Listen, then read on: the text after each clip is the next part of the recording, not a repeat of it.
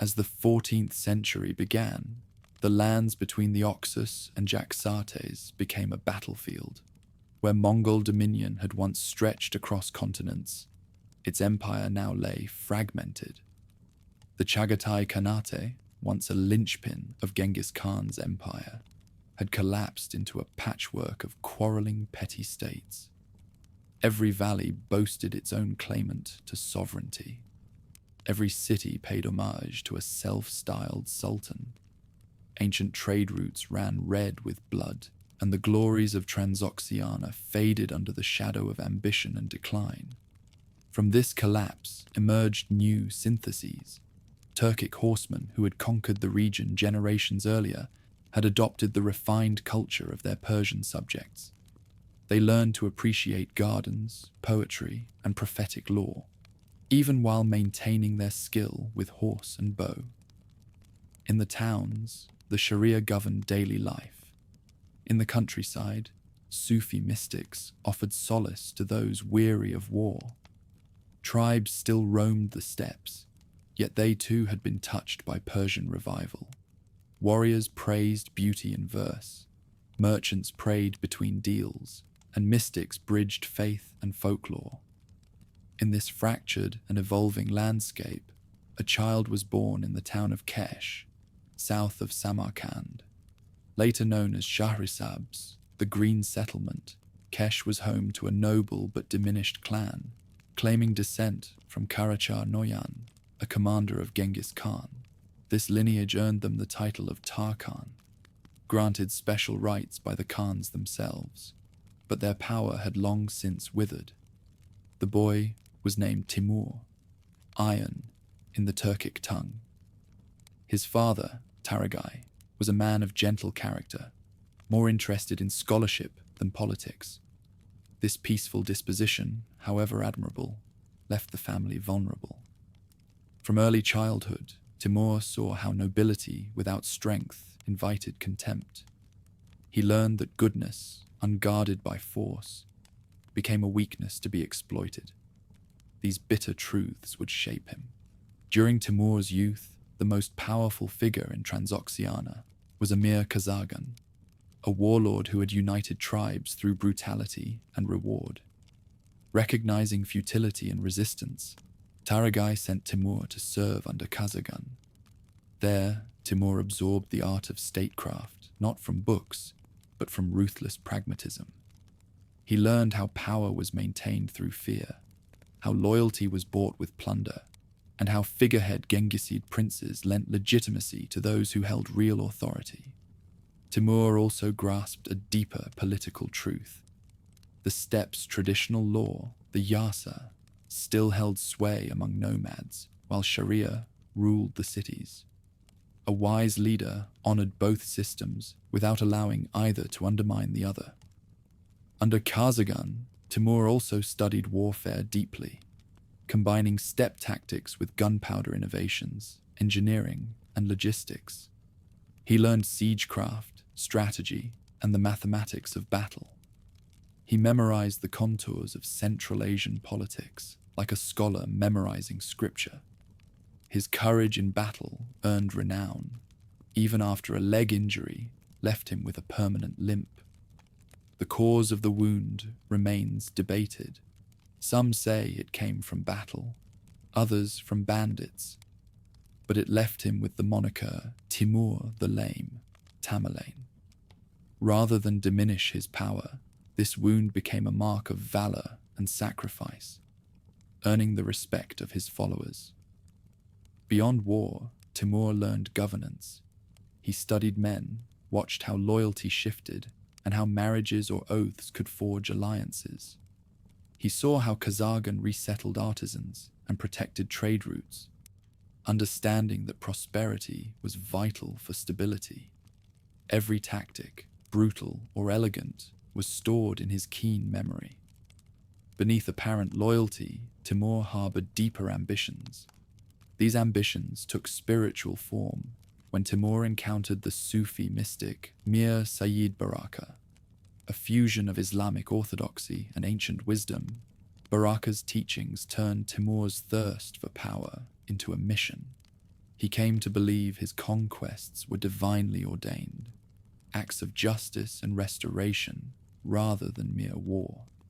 This belief became central to Timur's ideology. He would rule not only as a conqueror, but as the instrument of divine will. Baraka also taught practical lessons. Drawing on decades of observation, he showed Timur how rulers could govern vast, diverse lands by embodying both warrior strength and religious righteousness. Timur learned to tailor his message to different audiences. To nomads, he was Genghis Khan's heir. To devout townsfolk, the sword of Allah. To merchants, a protector of peace and profit. This multifaceted identity confused some, but it reflected Central Asia's hybrid soul. Pure nomadism had faded, but sedentary life alone could not command loyalty. Success would belong to those who could unite the steppe's martial spirit with Persia's administrative sophistication. The opportunity to act came swiftly. In 1361, Kazargan was assassinated, and his fragile coalition collapsed. Timur allied with Amir Hussein, Kazargan's grandson. Together, they reconquered much of Transoxiana, combining steppe mobility with advanced siege tactics. They fought together for nearly a decade, but tensions simmered. Though Hussein had the bloodline, Timur had the charisma and loyalty of the troops. Their partnership unraveled during the siege of Balkh in 1369. Though both men had mastered siegecraft, Timur's use of psychological warfare, massacres, and intimidation broke enemy morale with chilling efficiency. After the city fell, it was clear Timur no longer intended to remain second in command. Rather than challenge Hussein openly, Timur staged a slow coup. He praised Hussein while quietly undermining him, presenting himself as loyal yet unappreciated. When Hussein began purging rivals, even his allies turned against him. Timur then moved swiftly, using tribal councils and religious leaders to legitimize his ascent. In 1370, Timur was declared Lord of Transoxiana. He ruled from Samarkand, a city at the crossroads of Asia. From there, Timur began transforming his realm into a base for greater ambitions. He understood the failures of past conquerors. Nomads expanded but lacked institutions. Cities endured but stagnated. Timur would synthesize both. His army remained organized by the ancient decimal system, units of 10, 100, 1,000, 10,000, but now integrated engineers, gunpowder experts, and siege specialists. Timur also prioritized economic extraction and statecraft. Skilled artisans and scholars were relocated to his core territories. Trade was protected, agriculture taxed efficiently, and crafts supported. Such efforts demanded accurate records, long-distance communication, and ideological justification. Timur's solution lay in balancing the Yasa and Sharia. Among tribes, he upheld steppe codes and lineage. In cities, he enforced Islamic law. To nomads, he was a steppe warrior. To townspeople, the sword of the faith. To merchants, a guarantor of safety and prosperity. It was not contradiction, but synthesis. Timur's genius lay in recognizing that domination required both force and vision, fear and legitimacy. Through calculated violence, spiritual charisma, and administrative innovation, he created a model of empire neither purely Mongol nor entirely Persian, but something new. By 1370, the stage was set. With a foundation of loyal fighters, thriving cities, and ideological clarity, Timur looked outward. The fractured kingdoms of the Islamic world, the crumbling legacy of the Mongols, and the rising powers to the west and east all beckoned. A world broken by ambition awaited a conqueror capable of uniting faith, fire, and steel. The army stood at the edge of the river as mist rose, ready to leave behind the secured lands of Transoxiana. What lay ahead, Persia, was broken and open to conquest, calling to their hunger and their mission. Chroniclers called it the Great Persecution, but to the Iron Lord, it was justice for a world weakened by failed rulers. Presenting itself as a patchwork of competing dynasties, the fragmented realm that had once bowed to the Ilkhans now claimed legitimacy while possessing neither the strength to defend their pretensions nor the wisdom to recognize their inadequacy. Falling first to engines that combined Chinese innovation with steppe persistence, Khwarezm saw its ancient walls crumble before coordinated assault. Weakened by decades of internal strife, the defenders offered defiance that proved more symbolic than effective. Their sultan, a man whose genealogy traced back to the heroes of the Crusades, but whose courage had been diluted by generations of palace intrigue, yielded his capital after a blockade that lasted barely 3 months. Demonstrating principles that would govern all subsequent efforts toward the Sunset Lands, the reduction of Khwarezm showed how dread served as the advance guard of his forces, traveling faster than his swiftest horsemen to prepare the ground for domination. Settlements that yielded without opposition found themselves treated with relative mercy, their populations preserved and their trade restored under new management. Those that chose defiance discovered that their fate would serve as lessons for any who might harbor similar thoughts of heroic futility. Reflecting his understanding that sustainable control required more than battlefield victories, the systematic nature of this approach emphasized how each fallen realm needed to contribute to the strength of the whole, providing resources for future operations while serving as secure bases for extended forays far from home. These acquisitions meant preserving productive capacity wherever possible, while ensuring that rebellion would be both difficult to organize and catastrophically expensive to attempt. Expanding into a comprehensive system for redistributing human talent across his growing domains, the deportation policies that he had first tested in Transoxiana now reached new levels of sophistication. Master craftsmen found themselves relocated to enrich his capital, while learned men and administrators were dispersed to strengthen the governance of newly acquired lands. Serving multiple purposes, the practice weakened conquered areas by removing their most capable inhabitants while strengthening his own holdings with an influx of skills and knowledge. From Khwarezm, attention turned toward the ancient province that served as Central Asia's crossroads, where Persian culture had first flowered under the patronage of enlightened monarchs. Current overlords of this region, descendants of the Khatid dynasty, had managed to maintain their independence through a combination of diplomatic skill and strategic insignificance. Neither completely Persian nor entirely Turkic, neither firmly sedentary nor truly tribal, they had survived by being useful to everyone while threatening no one.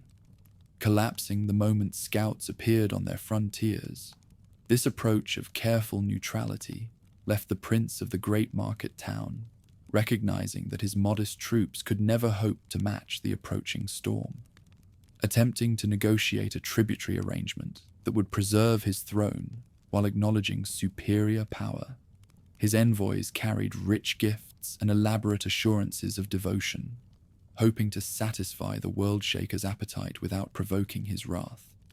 But having learned from his years of service under others that mercy shown to one could be interpreted as weakness by many, the master of Samarkand understood different calculations, echoing far beyond its borders and demonstrating to potential resistors throughout Persia that neither compliance nor defiance offered any guarantee of survival. The fate of this crossroads province would send a message. Only absolute surrender, followed by perfect obedience, could earn the privilege of continued existence under his dominion. Unfolding with mathematical precision, each phase calculated to maximize both physical devastation and mental impact.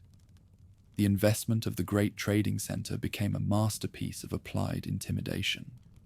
Built by generations of Persian architects and strengthened by centuries of accumulated wealth, the settlement's magnificent walls provided an ideal stage for demonstrating the futility of passive defense against active aggression.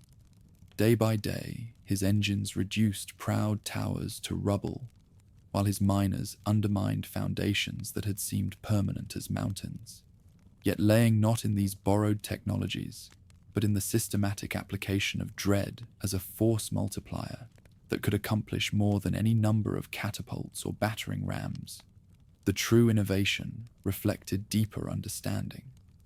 Carefully cultivated and strategically deployed, a reputation for implacable cruelty could open gates that might otherwise require months of investment to breach, ensuring that stories of his ruthlessness reached potential enemies before his troops did, preparing them to consider surrender long before his banners appeared on their horizons. The key lay in mental preparation, providing the perfect opportunity to refine these techniques into an art form that would serve him throughout his ventures toward the Sunset Lands.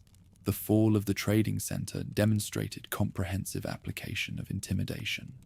When the defenders finally yielded after a blockade that lasted 6 months, they discovered that their suffering had only begun. Facing systematic sorting designed to extract maximum value from the victory, while ensuring that the lesson would be remembered by anyone who heard the tale, the inhabitants experienced carefully orchestrated brutality, finding themselves bound for distant Samarkand, where their expertise would enrich his capital. Skilled artisans faced relocation that served strategic purposes. Learned men faced interrogation designed to determine their usefulness as administrators, or their danger as potential sources of rebellion. Given the choice between service in his host or death, common soldiers discovered the stark mathematics of survival, while merchants learned that their accumulated wealth now belonged to new owners who had earned it through superior application of organized violence. Serving purposes that extended far beyond mere revenge or the satisfaction of bloodlust, the slaughter that followed was calculated for maximum effect. Each death was designed to produce maximum intimidation among those who survived to spread the tale. Rising in the settlement's principal squares, towers of skulls demonstrated through their precise geometry that even mass killing could be organized according to aesthetic principles that reflected the mind behind the carnage. More importantly, following patterns designed to eliminate potential leadership while preserving productive capacity, the selection of victims showed strategic thinking. Facing universal execution, members of the old ruling class saw their bloodlines ended to prevent future claims to power.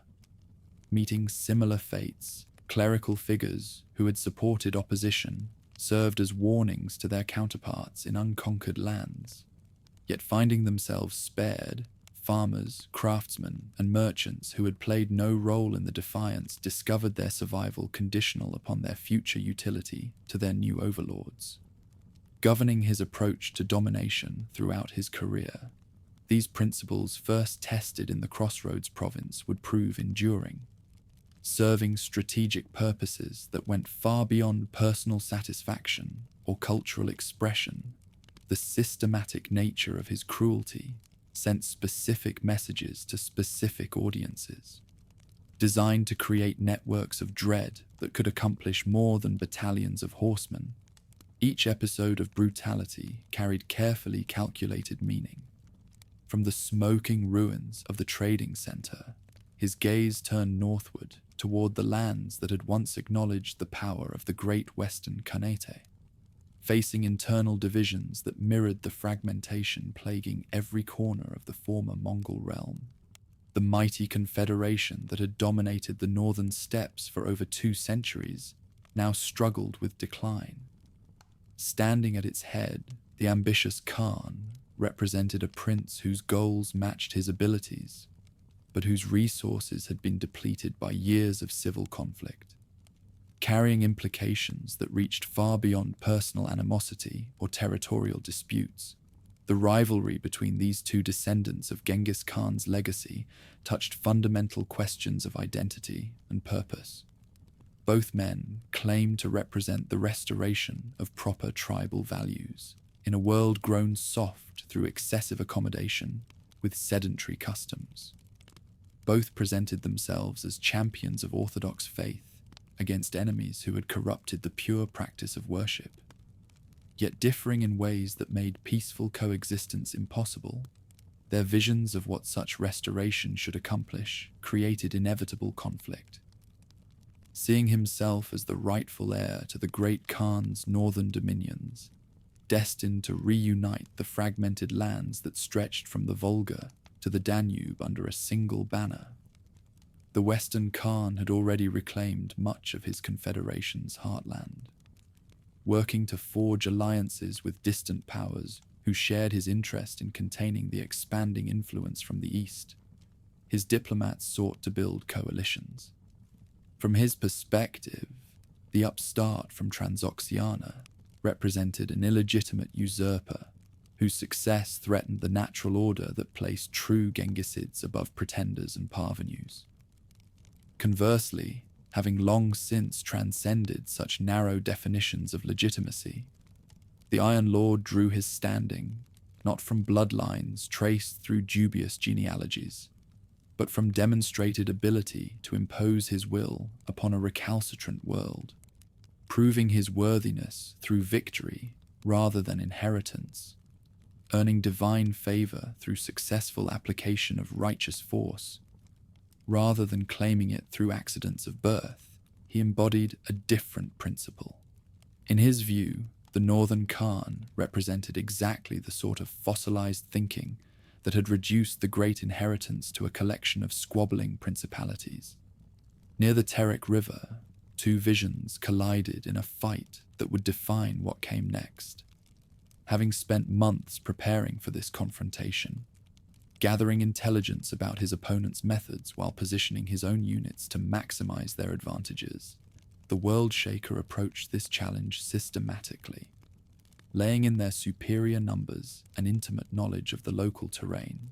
The Western Confederation's strength contrasted with his forces' better discipline and more advanced technologies. Showcasing tactical innovations that had been perfected during years of fighting in Persia, the engagement itself demonstrated strategic brilliance. Rather than seeking immediate decisive battle, he employed an approach of feigned retreat that drew the Khan's warriors away from their prepared positions into terrain of his choosing. Confident in their numerical superiority and eager to close with enemies who seemed to be fleeing, the northern fighters pursued the apparently defeated invaders across broken ground that negated their advantages in mounted warfare, closing with mechanical precision when the supposedly retreating columns suddenly wheeled and formed fighting formations that caught the pursuing horsemen in a deadly embrace. The trap demonstrated superior planning, finding his host surrounded by enemies who seemed to have materialized from the earth itself, their disciplined volleys of arrows cutting down his finest warriors before they could close to effective range. The Western Khan witnessed his advantage evaporate, becoming a slaughter that demonstrated the superiority of organization over enthusiasm, planning over improvisation. The engagement proved decisive on the field. Yet even total victory on the battlefield could not resolve the fundamental problem that the Northern Khan represented. Escaping the carnage with sufficient retainers to maintain his claim to leadership, retreating to fortified positions where he could rebuild his strength while seeking assistance from foreign allies. His survival meant that Timur would need to return to these lands again and again. Each expedition would require greater resources and produce diminishing returns, making a different approach necessary. Laying in systematic devastation designed to eliminate not just the Khan's immediate capacity for warfare, but the entire infrastructure that supported his continued resistance. The solution demanded comprehensive action. Launched in 1395 after Christ, the Second Offensive against the Northern Confederation aimed not merely to defeat enemy units, but to render the steppes incapable of supporting organized defiance for generations to come, exceeding anything witnessed during the initial expansion of the world conqueror 2 centuries earlier. The ravaging that followed demonstrated escalated brutality. Settlement after settlement felt the weight of systematic pacification, their inhabitants facing the stark choice between immediate departure or immediate death. Burning for weeks while its treasures enriched his servants and its people, swelled the ranks of skilled deportees heading eastward toward his capital. The Confederation's magnificent center provided the most dramatic example. Rippling outward like waves from a stone dropped in still water, the mental impact of this devastation affected regions far beyond the immediate theater of operations. Russian princes who had grown comfortable under the great Khanat's protection suddenly found themselves exposed to direct contact with a lord whose reputation for merciless efficiency preceded his units by months. Seeking assistance that proved either inadequate or non-existent, their desperate embassies to distant courts revealed their isolation, while their own preparations for investment showed the fundamental weakness of defenses designed to deter raiders rather than resist systematic advance. Trembling behind walls that had never been tested by enemies possessing Chinese war engines, and the mathematical knowledge to employ them effectively, Moscow itself, that rising center of Russian Orthodox power, faced unprecedented threat, finding himself facing choices that offered no guarantee of survival, regardless of which path he selected. The principality's leader, a careful man who had survived decades of steppe politics through judicious applications of compliance and resistance, confronted an impossible situation. Yet halting as suddenly as it had begun, the advance toward the heart of Russian lands stopped, not through enemy resistance, but through the strategic calculations of a commander who understood the difference between possible victories and profitable ones. Offering little in the way of portable wealth, while their sparse inhabitants could contribute neither significant strength nor valuable specialized skills to his growing realm, the northern forests that sheltered Moscow and its sister settlements presented poor targets for sustained effort. More importantly, straining his lines of communication beyond the breaking point, while providing opportunities for enemies closer to home to challenge his power in more vital areas. Prolonged operations in these distant regions carried excessive risk, written in the graves of every great commander from Alexander to Genghis Khan himself. The lesson of overextension was one that he possessed sufficient wisdom to recognize when strategic withdrawal served his interests better than tactical advance. Serving his purposes perfectly without requiring permanent occupation of lands that offered minimal returns on investment, the devastation of the Northern Confederation's heartland achieved its objectives efficiently. Rendered incapable of supporting organized resistance for the foreseeable future, the steppes had been neutralized, while the dread generated by his operations provided protection for his southern and eastern flanks, more effective than any number of garrison fortresses. With the northern threat neutralized, attention turned toward richer prizes that beckoned from the ancient lands of Mesopotamia. Reduced to a shadow of its former glory by centuries of Turkish domination and earlier devastation, the Abbasid Caliphate still commanded respect as the spiritual center of Sunni orthodoxy, making it a prize worthy of any sovereign's attention. Its strategic position, astride the trade routes connecting Asia with the Mediterranean, combined symbolic importance with practical value. managing to restore a measure of prosperity through careful neutrality and profitable accommodation with whoever possessed sufficient strength to demand their compliance. The great metropolis's current overlords consisted of competing emirs who acknowledged the nominal power of a powerless caliph. Trading impartially with Christian crusader states and rival Muslim dynasties, their merchants had rebuilt commerce, while their learned men preserved the accumulated wisdom of classical antiquity in libraries that attracted students from across the known world, marking it for elimination in the eyes of a commander who saw doctrinal diversity as evidence of moral corruption. This cosmopolitan tolerance that had enabled Baghdad's revival after previous catastrophes now became its doom, leaving no room for the theological sophistication that had once made the metropolis a beacon of learning and enlightenment. His vision of proper practice brooked no compromise. In his view, Baghdad's current inhabitants had betrayed their sacred trust by accommodating error instead of crushing it, by seeking profit rather than purity.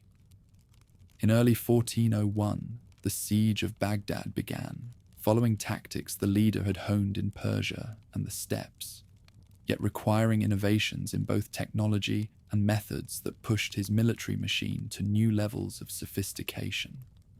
The metropolis's massive walls and numerous defenders presented unprecedented challenges. Working alongside Persian mathematicians to design war engines capable of breaching fortifications that had withstood every assault for over a century, Chinese engineers pushed the boundaries of siegecraft. More importantly, demanding propagandistic preparation that would justify the elimination of the faith's most venerable center to believers throughout his realm. The spiritual significance of the target required careful handling, working to construct theological arguments that presented the action not as an attack upon worship, but as its purification, not as devastation, but as restoration. His learned men crafted sophisticated justifications, having forfeited their right to guard the sacred places through their tolerance of practices that corrupted the faith's essential purity. The current inhabitants of Baghdad faced divine judgment through earthly instruments, requiring careful balance of competing demands that had destroyed lesser commanders who attempted similar juggling acts. The doctrinal dimension of the venture tested his political skills, needing to see the investment as profitable enough to justify the enormous costs in time and resources that it demanded. His tribal warriors required material motivation, requiring assurance that their own practices would not be subject to similar purification in the future. His Persian subjects needed theological distinction, most delicately needing to understand that his actions served rather than threatened the interests of true faith everywhere. The broader world of believers demanded careful explanation, providing the perfect stage for demonstrating these complex messages through symbolic actions that spoke louder than any proclamation. The fall of Baghdad, when it finally came after 8 months of increasingly desperate resistance, showcased masterful propaganda, serving multiple audiences simultaneously, its carefully orchestrated brutality conveying different meanings to different observers while maintaining perfect internal consistency. The systematic slaughter that followed the metropolis's surrender demonstrated sophisticated messaging, representing the righteous reward of faithful service, the legitimate spoils of victory earned through superior courage and endurance. To his tribal warriors, the carnage provided visible proof of their commander's promises fulfilled.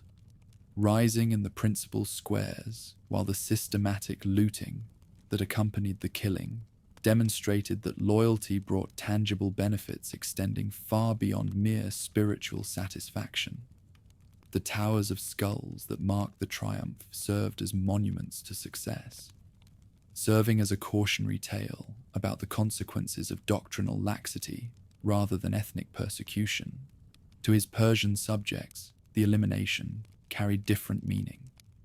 earning their fate not through their Arab ancestry, but through their theological corruption, their willingness to compromise pure practice for the sake of commercial convenience and intellectual pride.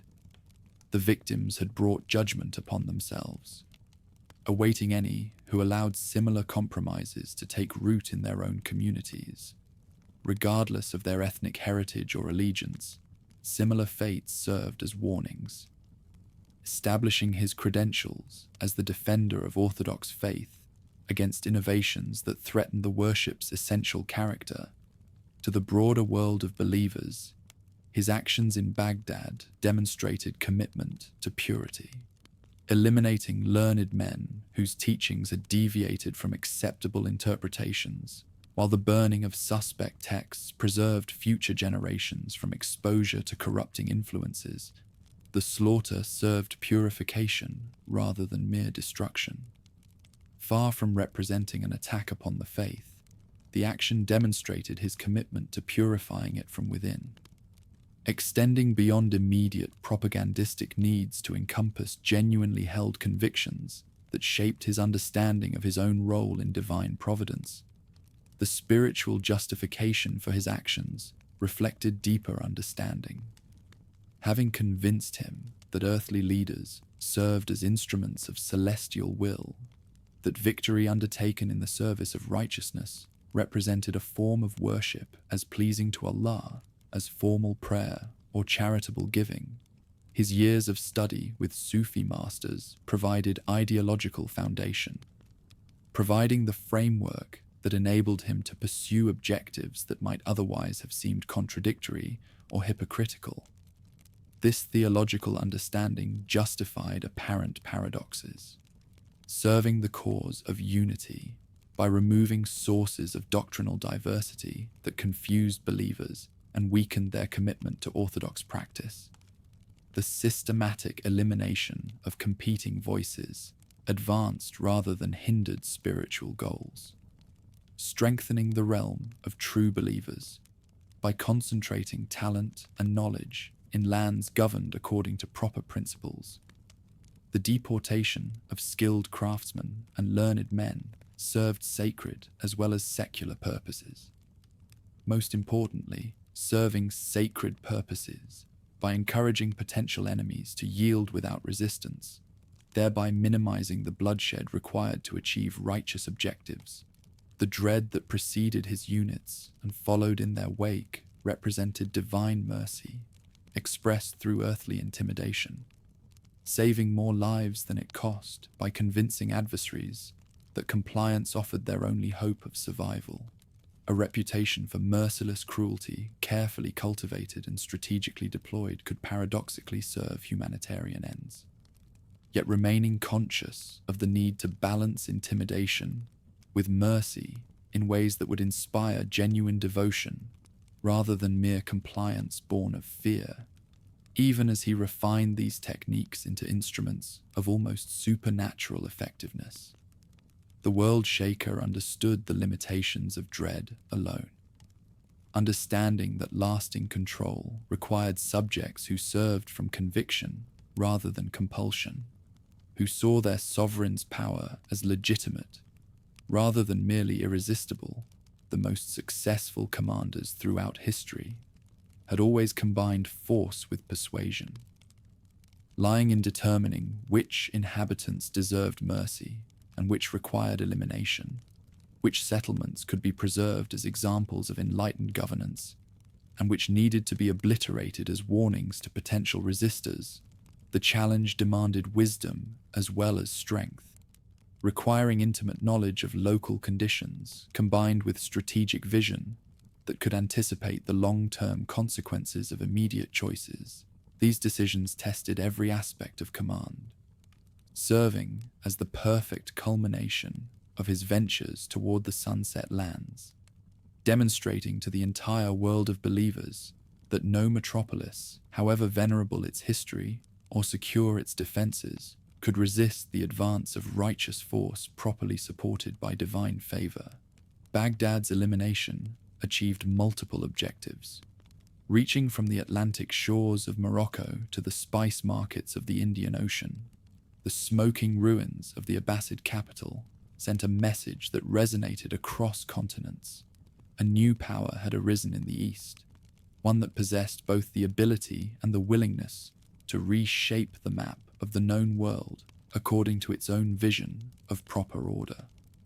From the ashes of Baghdad, his gaze turned toward prizes that had beckoned commanders since the dawn of recorded history. Still clinging to its ancient capital at Constantinople, the Byzantine remnant represented one challenge, while the rising Ottoman Beylik had begun to establish itself as a major force in Anatolia and the Balkans, representing another. Both presented tests that would pit his military machine against enemies who combined established strengths with innovative adaptations to changing conditions. Yet laying further still, beyond the narrow straits that separated Asia from Europe, the greatest prize of all beckoned tantalizingly, offering opportunities for advance that carried both material and spiritual rewards. The fractured kingdoms of the former Crusader states presented tempting targets, while the rising powers of Western Europe represented potential allies or enemies, whose support or resistance could determine the ultimate scope of his achievements, set for operations that would determine whether his vision of righteous control could transcend the boundaries that had constrained previous empire builders. Whether a tribal prince from the steppes of Central Asia possessed the resources and wisdom necessary to challenge the established powers of both East and West simultaneously, the stage awaited the next act. Having proven its effectiveness against the fractured realms of Persia and the declining powers of the northern steppes, the Scourge now prepared to test itself against enemies whose strength had been tempered by centuries of conflict with the greatest martial traditions of both Asia and Europe. Sacred flames flickered in temple courtyards across the Ganges plain, as word spread of the approaching storm from the northwest passes. The year 1398, after Christ would witness the collision of two worlds, the refined civilization of Hindustan and the disciplined fury of the steppes, meeting in battles that would reshape the subcontinent's destiny for centuries to come. The great metropolis trembled behind walls that had withstood countless invasions, its current master, Mahmud Tughlaq, ruling over a sultanate weakened by decades of internal strife. Once mighty enough to command the entire Gangetic plain, the remnants of the dynasty now controlled little beyond their seat. Provincial governors had declared independence, rival claimants disputed the throne, and the treasury stood nearly empty. This decay presented exactly the opportunity that the Iron Lord had been seeking, a wealthy target grown soft through prosperity and division, ripe for harvesting by disciplined troops led with tactical brilliance. The challenge of reaching the Gangetic plain would test even his legendary organizational skills. Separating the valleys of Transoxiana from the prize beyond lay mountain ranges where the very air grew thin enough to kill strong men, passes blocked by snow for half the year. No previous conqueror had attempted to move such large hosts across these obstacles during winter's depths, but winter offered advantages that outweighed its dangers. The seasonal rains that turned the subcontinent's waterways into impassable torrents would be frozen solid, creating highways where none existed during warmer months. Enemy scouts expecting spring invasions would be caught unprepared. Most importantly, the timing would demonstrate that no natural obstacle could deter warriors guided by divine purpose. Among the most crucial preliminary successes was the capture of Multan, that ancient crossroads where trade routes converged before flowing toward the Gangetic plain. The settlement's massive walls and position astride the Indus had made it virtually impregnable to conventional assault, yet its defenders found themselves facing innovations that rendered defenses obsolete. Massive trebuchets hurled stones with mathematical precision, while miners tunneled beneath foundations. More significantly, The psychological impact of Multan's fall rippled throughout Hindustan like earthquake tremors, announcing that a new player had entered regional politics. The systematic destruction that followed served notice that this northern invader differed fundamentally from previous raiders who had been content with plunder and tribute. From Multan, the host began its descent toward the heartland, following routes that had carried countless previous invaders, but never troops of such size during the harshest months. Each day's march brought new challenges as the climate shifted from harsh mountain cold to humid valley warmth, requiring constant adjustments in equipment and formations. Yet the very audacity of the enterprise demoralized potential opponents who had expected months of preparation time. Intelligence gathered by advanced scouts painted an increasingly clear picture of the situation awaiting them. Mahmud Tughluk's troops showed little cohesion or morale after years of internecine warfare. Provincial governors who might have provided assistance had grown too accustomed to independence.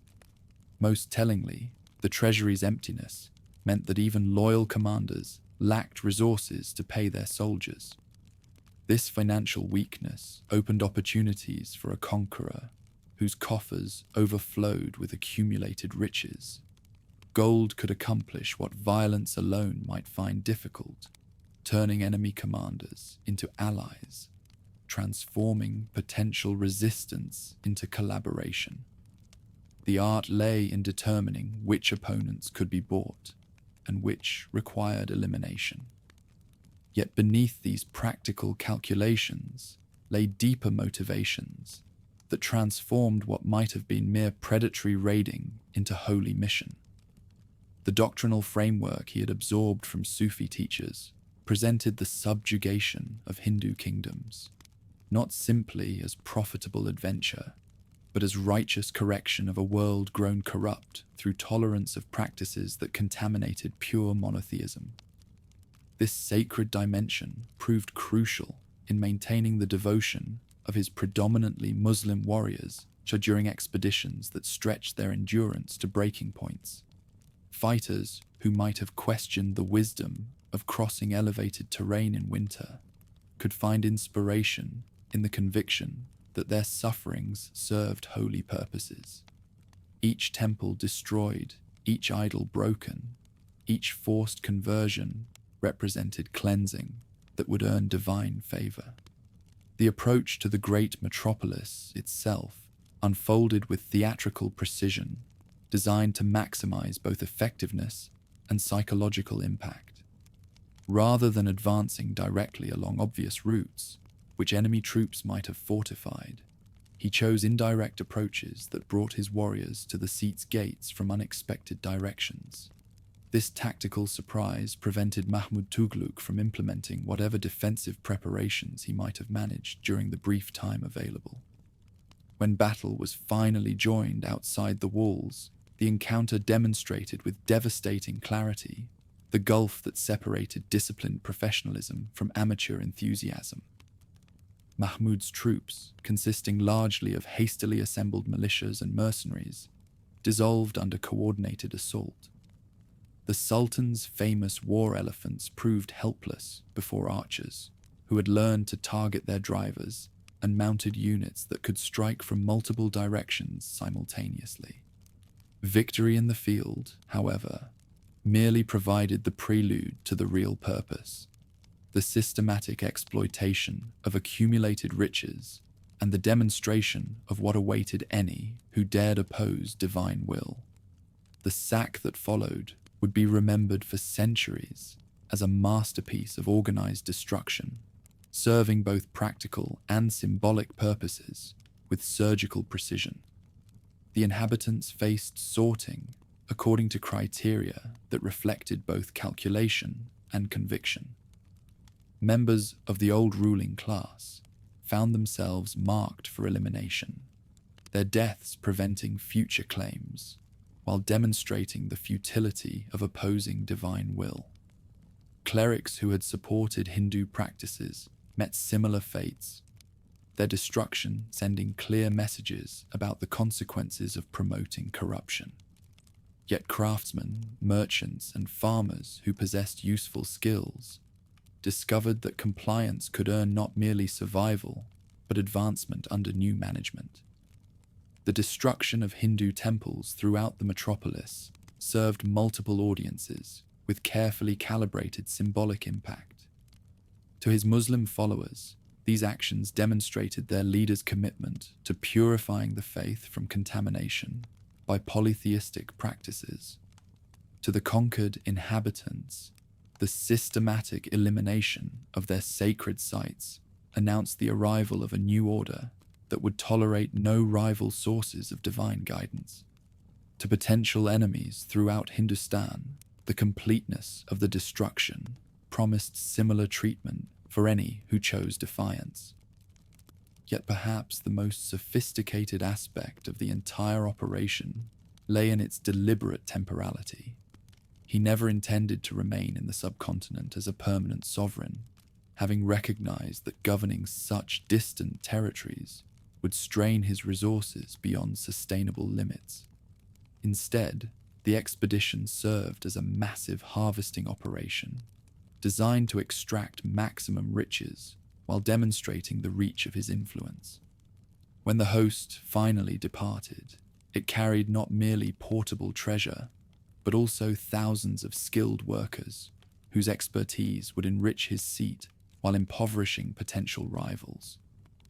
The withdrawal across the peaks proved even more challenging than the initial descent, as baggage trains swollen with plunder and captives moved slowly through passes now blocked by seasonal snows. Yet the very success of this seemingly impossible logistics exercise enhanced his reputation throughout the realm of believers, proving that no distance was too great, no obstacle too formidable for troops guided by divine favor and superior organization. From the riches extracted during these operations, he could finance even more ambitious projects that would extend his influence across an ever-widening circle of territories. Each successful expedition generated resources for the next, creating a self-sustaining cycle of growth that seemed limited only by the physical endurance of his warriors and the geographical boundaries of the known world. Eastern Persia and Afghanistan became the next theaters for applying lessons learned during the venture, as local rulers who had maintained precarious independence found themselves facing choices between voluntary compliance and forcible incorporation.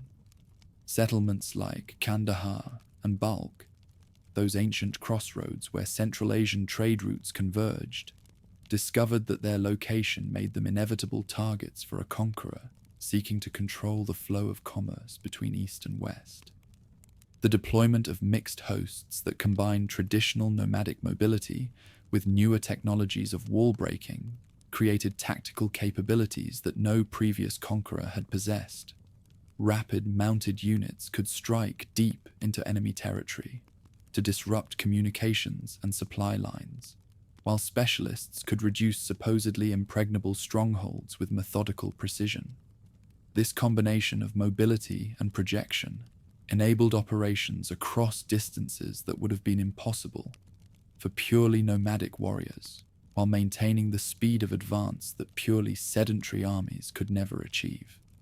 Yet the true innovation lay not in these technological adaptations, but in the administrative systems that enabled coordination of multiple armies operating across vast distances simultaneously. Communication networks using mounted couriers could maintain contact between troops separated by thousands of miles, while standardized procedures ensured that local commanders could implement directives without requiring constant supervision from headquarters. The personal devotion that bound this vast organization together reflected his genius for inspiring allegiance among followers who served him not merely from fear or hope of material gain, but from genuine conviction that his cause represented divine will, made manifest in earthly affairs. This dimension proved crucial during expeditions that demanded extraordinary sacrifices from participants. As his warriors completed the domination of eastern Persia and established secure control over the passes that connected Central Asia with Hindustan, his gaze began to turn toward even more distant horizons. Reports from merchants and diplomats spoke of the Ming dynasty's growing strength in China, where a resurgent native house had expelled the rulers and established control over territories that had once acknowledged the supremacy of Genghis Khan's descendants. This Chinese revival represented both opportunity and challenge for a conqueror who claimed to embody the restoration of steppe greatness. On one hand, the overthrow of traditional rule in China provided justification for an expedition of restoration that would reclaim lost territories for their rightful masters. On the other hand, the Ming had demonstrated capabilities that exceeded anything possessed by previous enemies, particularly in the sophisticated use of gunpowder weapons and defensive works designed specifically to counter nomadic tactics. The logistical challenges of mounting such an expedition would dwarf anything previously attempted, requiring the coordination of multiple armies across distances measured in thousands of miles, while maintaining supply lines that stretched beyond the limits of conventional science. Yet the potential rewards matched the enormous risks. Successful domination of China would establish him as the greatest conqueror in human history, while providing resources that could fund unlimited future growth. Yet even as these preparations proceeded, fate was weaving patterns that would render all such plans irrelevant. The same iron constitution that had carried him through decades of expeditions in climates ranging from Arctic steppes to subtropical valleys was beginning to show signs of accumulated strain. The approaching winter of 1404 to 1405 after Christ would test not merely his physical endurance, but the fundamental stability of a realm that had been built around the personal leadership of a single extraordinary individual. Standing at the zenith of his influence, master of territories that stretched from the Mediterranean to the borders of China, he gazed toward horizons that promised even greater triumphs for those bold enough to seize them. The Eastern expeditions had demonstrated that no natural barrier could contain warriors guided by superior planning and divine favor, while the riches extracted from conquered territories provided resources for enterprises limited only by human imagination and ambition. Yet the very magnitude of these achievements contained within them the seeds of future challenges that would test whether the realm he had built could survive the transition from personal leadership to institutional control.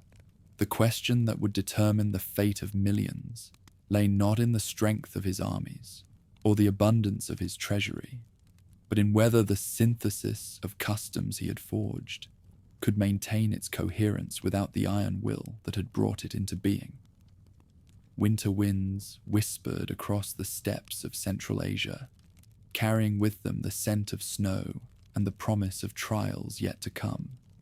In felt tents and marble palaces, in elevated strongholds and lowland settlements, the subjects of the world's greatest realm waited to learn whether the spring would bring new triumphs or new uncertainties, whether the force that had reshaped the map of the known world possessed the stability to endure beyond the life of its creator.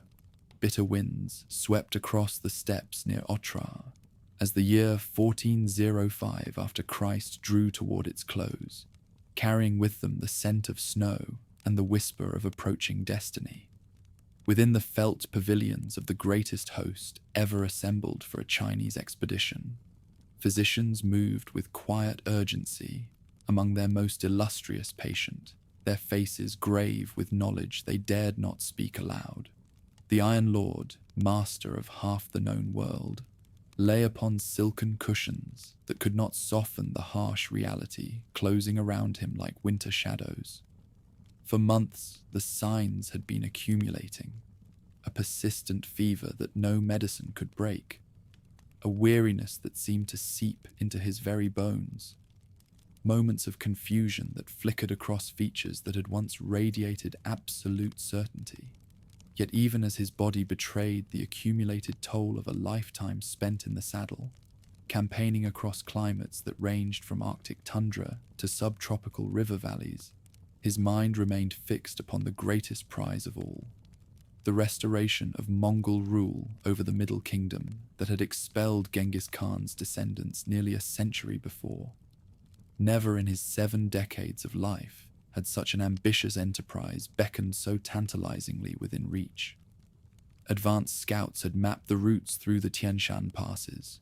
Supply depots stretched in careful intervals across the approaches to the Chinese frontier, and diplomatic envoys had already begun the delicate work of identifying potential allies among the Ming dynasty's numerous enemies. The very audacity of launching such an expedition during winter demonstrated the same calculated boldness that had carried him to victory from the Mediterranean shores to the banks of the Ganges. Yet fate, that stern arbiter of human ambition, had woven different patterns into the tapestry of destiny. On a night when the stars burned with particular brilliance above the frozen steppes, the greatest conqueror of the age drew his final breath, leaving behind a realm that stretched across 3 continents, but whose future hung as uncertain as morning mist above a battlefield. In that moment of transformation, the question that would determine the fate of millions crystallized with devastating clarity. Could an edifice built around the personal genius of one extraordinary individual survive the transition to institutional control?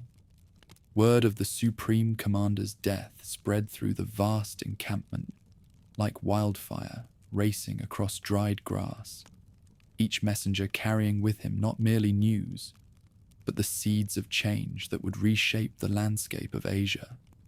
Within hours, the carefully orchestrated unity that had characterized the expedition began to fracture along lines of kinship, ambition, and regional loyalty that personal charisma had previously held in delicate balance. Among the first to learn of their grandfather's passing were the royal princes who had served as his primary lieutenants throughout the later expeditions, each commanding substantial forces and governing crucial domains in his name.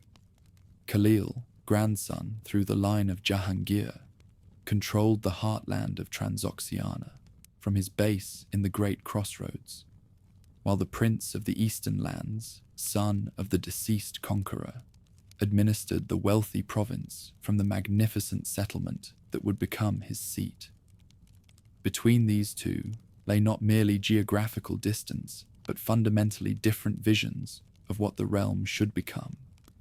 The younger claimant embodied the warrior tradition that had elevated his family from regional chieftains to masters of the known world, believing that the path forward lay in maintaining the aggressive expansionism that had brought such spectacular success. Young, energetic, and possessed of considerable martial talent, he commanded the loyalty of many among the tribal elements who saw in him a continuation of the virtues that had made their people great.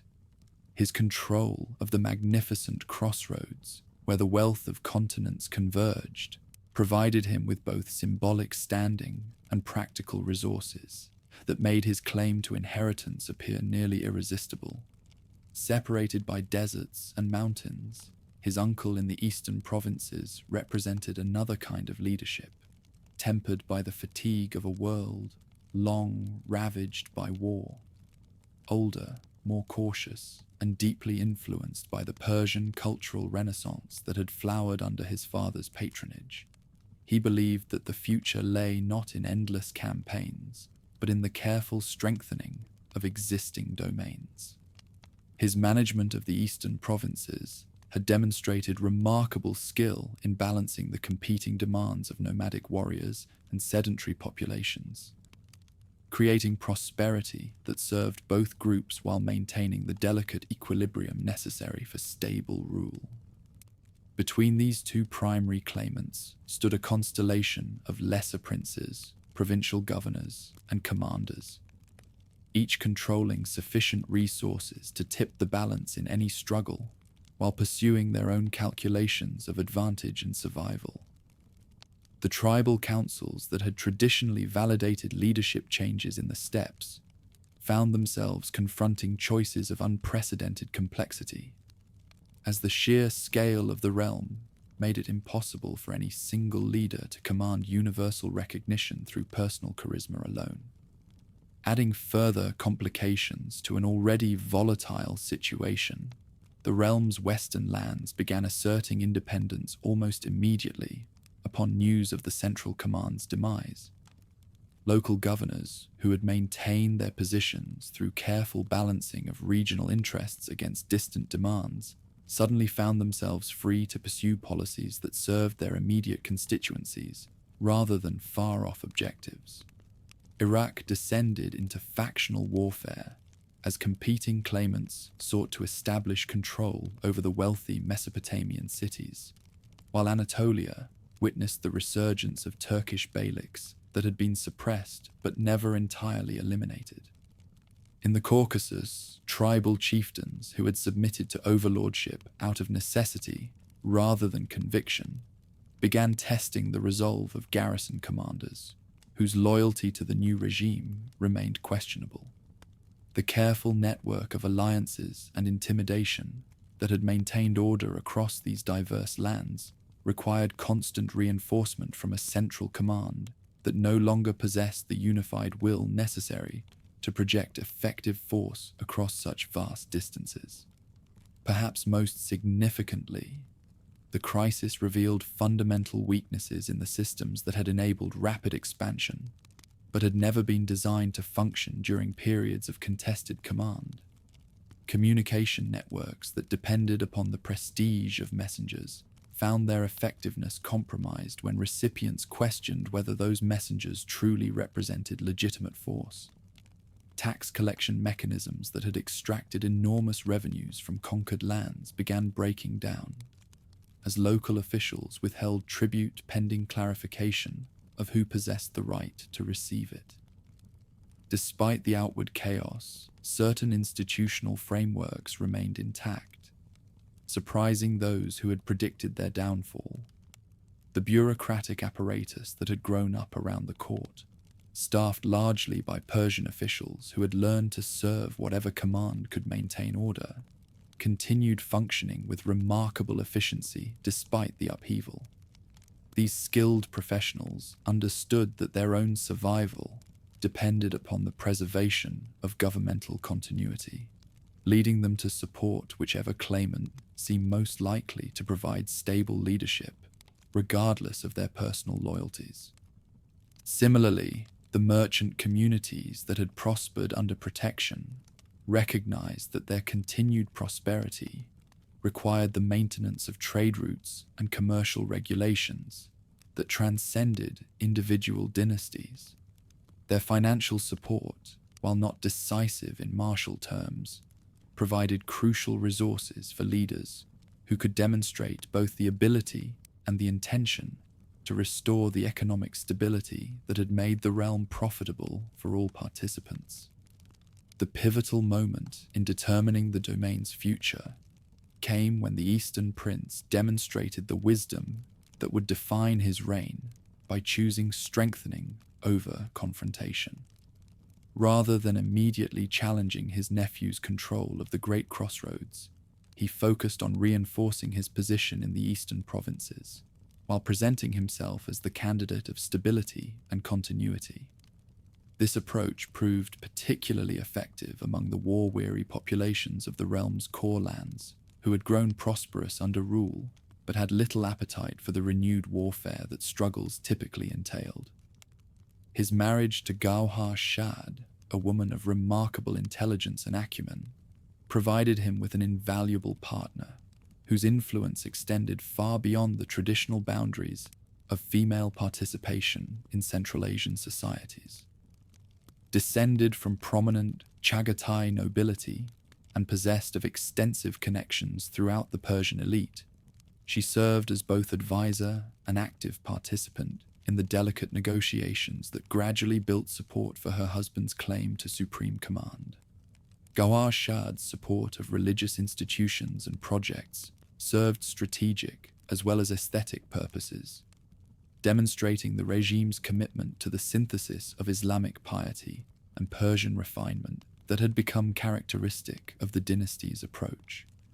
Her sponsorship of architectural works in the eastern capital transformed that settlement into a worthy rival of the Great Crossroads, while her support for scholars and artists attracted talent from across the Islamic world and beyond. Through a combination of martial pressure, diplomatic negotiation, and simple attrition, the Eastern Prince gradually extended his influence over most of the realm's eastern lands. His nephew's early advantages in terms of location and resources proved insufficient to overcome his lack of experience, and his failure to build the broad coalitions necessary for ruling such diverse populations. His reign in the Crossroads, though it lasted several years, never achieved the stability necessary for long-term success. By 1409 after Christ, the Eastern Prince had established effective control over domains stretching from the Caspian Sea to the borders of India, though he made no serious attempt to reclaim the western provinces that had achieved de facto independence during the crisis. This strategic restraint reflected a mature understanding of the relationship between ambition and capability that his father had sometimes lacked, recognizing that sustainable rule required matching territorial extent to capacity. His approach to rule emphasized continuity with the established traditions that had made the realm successful, while adapting those traditions to the changed circumstances that followed the founder's death. The forces remained organized according to the decimal system that had proven so effective, but with greater emphasis on maintaining garrison troops for territorial defense, rather than assembling massive expeditionary hosts for distant campaigns. Procedures continued to balance the demands of Islamic law with the practical requirements of governing diverse populations, but with increased attention to local autonomy within the framework of unity. Perhaps most significantly, this reign witnessed the emergence of a distinctive synthesis of command, patronage, and religious expression. Unlike his father, whose standing had rested primarily upon martial success and personal charisma, the Eastern Prince grounded his position in demonstrable competence as an overseer and patron of the arts and sciences that gave meaning to civilized life. This transformation reflected not merely personal preference, but a sophisticated understanding of how command could be maintained across domains too vast for any individual to control through direct personal intervention. By establishing his court as a center of learning and artistic achievement that attracted talent from across the known world, he created sources of standing that complemented and ultimately transcended the martial foundations upon which the realm had originally been built. Under his patronage, the Eastern capital became renowned throughout the Islamic world as a center of scholarship that rivaled the great universities of Cairo, Damascus, and Cordoba. The libraries that accumulated there preserved not only the classical heritage of Greek philosophy and Persian poetry, but also the mathematical and astronomical knowledge that Chinese scholars had developed over centuries of careful observation. This intellectual synthesis created new possibilities for understanding both the natural world and humanity's place within it. The court workshops that produced manuscripts, textiles, and metalwork under royal support set standards of craftsmanship that influenced artistic production from Istanbul to Delhi. The distinctive style that emerged from this creative ferment combined the geometric precision characteristic of Islamic decorative traditions with the naturalistic elements that Persian artists had inherited from their ancient predecessors, creating aesthetic innovations that would influence artistic development for centuries to come. For all its outward brilliance, The real test lay in keeping a grip on lands too varied to move in unison. The realm that the Eastern Prince inherited encompassed nomadic pastoralists and settled farmers, Sunni and Shia Muslims, Persian speakers and Turkic tribes, mountain dwellers and desert nomads, each group possessing its own traditions and interests that required careful balancing to prevent destructive conflict. His success in managing these centrifugal forces demonstrated remarkable skill, but it also revealed the fundamental tension between the ideal of universal command and the practical limitations that geography and culture imposed upon any attempt to govern such vast domains from a single center. The solution that emerged during his reign involved a careful decentralization that preserved unity in matters of crucial importance while allowing substantial local autonomy in affairs that affected individual communities more directly. This balance between coordination and flexibility would prove to be one of the most enduring contributions of the dynasty's system to the development of Islamic thought. By demonstrating that effective rule could accommodate diversity without sacrificing unity, this reign provided a model that would influence subsequent attempts to organize large-scale entities throughout the Islamic world and beyond. As the second decade of the 15th century drew toward its close, the realm that had emerged from the crisis bore little resemblance to the juggernaut that had terrorized 3 continents under its founder's command. Yet in many ways, this transformation represented not decline, but maturation. The evolution from a system dependent upon the extraordinary capabilities of a single individual to one that could function effectively through mechanisms designed to outlast any particular ruler.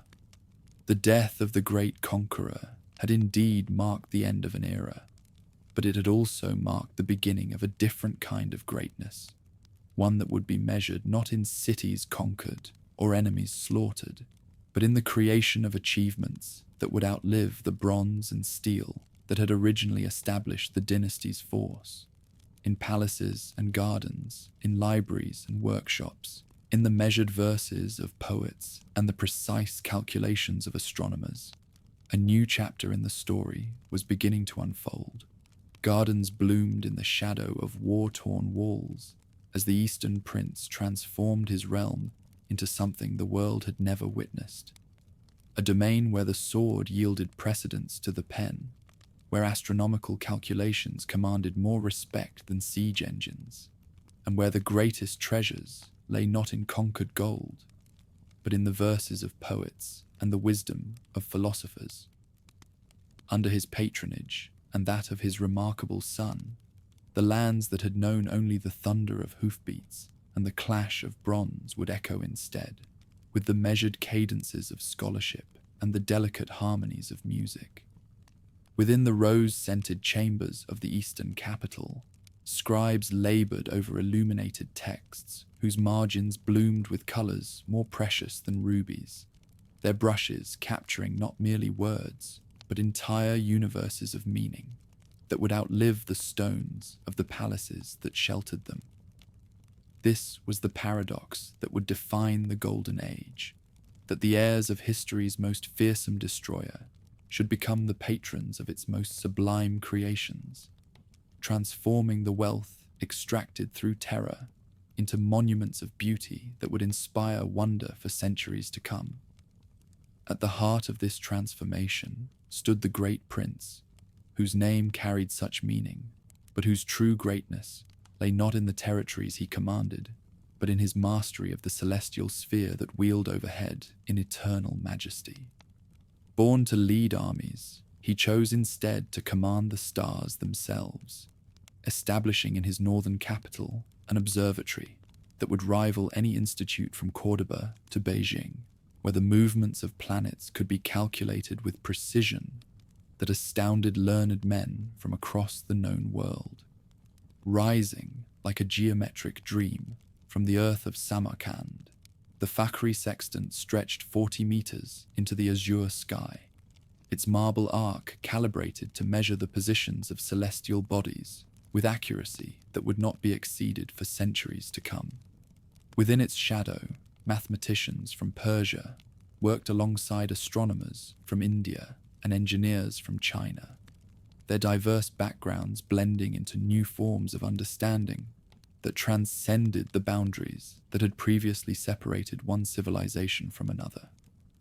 The prince astronomer's greatest achievement lay not in any single discovery, but in the comprehensive catalogue of stellar positions that his observations produced. The royal tables, which recorded the locations of nearly 1,000 stars with precision that remained unmatched until the age of telescopes. Night after night, he climbed the steps of his great instrument, his royal robes replaced by the simple garments of a student, his crown set aside for the astrolabe that became his true scepter. For all its brilliance, the monument could not guard him from the ancestral patterns of bloodshed that continued to define his lineage. In 1449 after Christ, the prince fell victim to the same forces of ambition and betrayal that had claimed so many of his lineage, struck down by assassins acting on behalf of his own son, who had grown weary of waiting for an inheritance that seemed forever delayed by scholarly pursuits.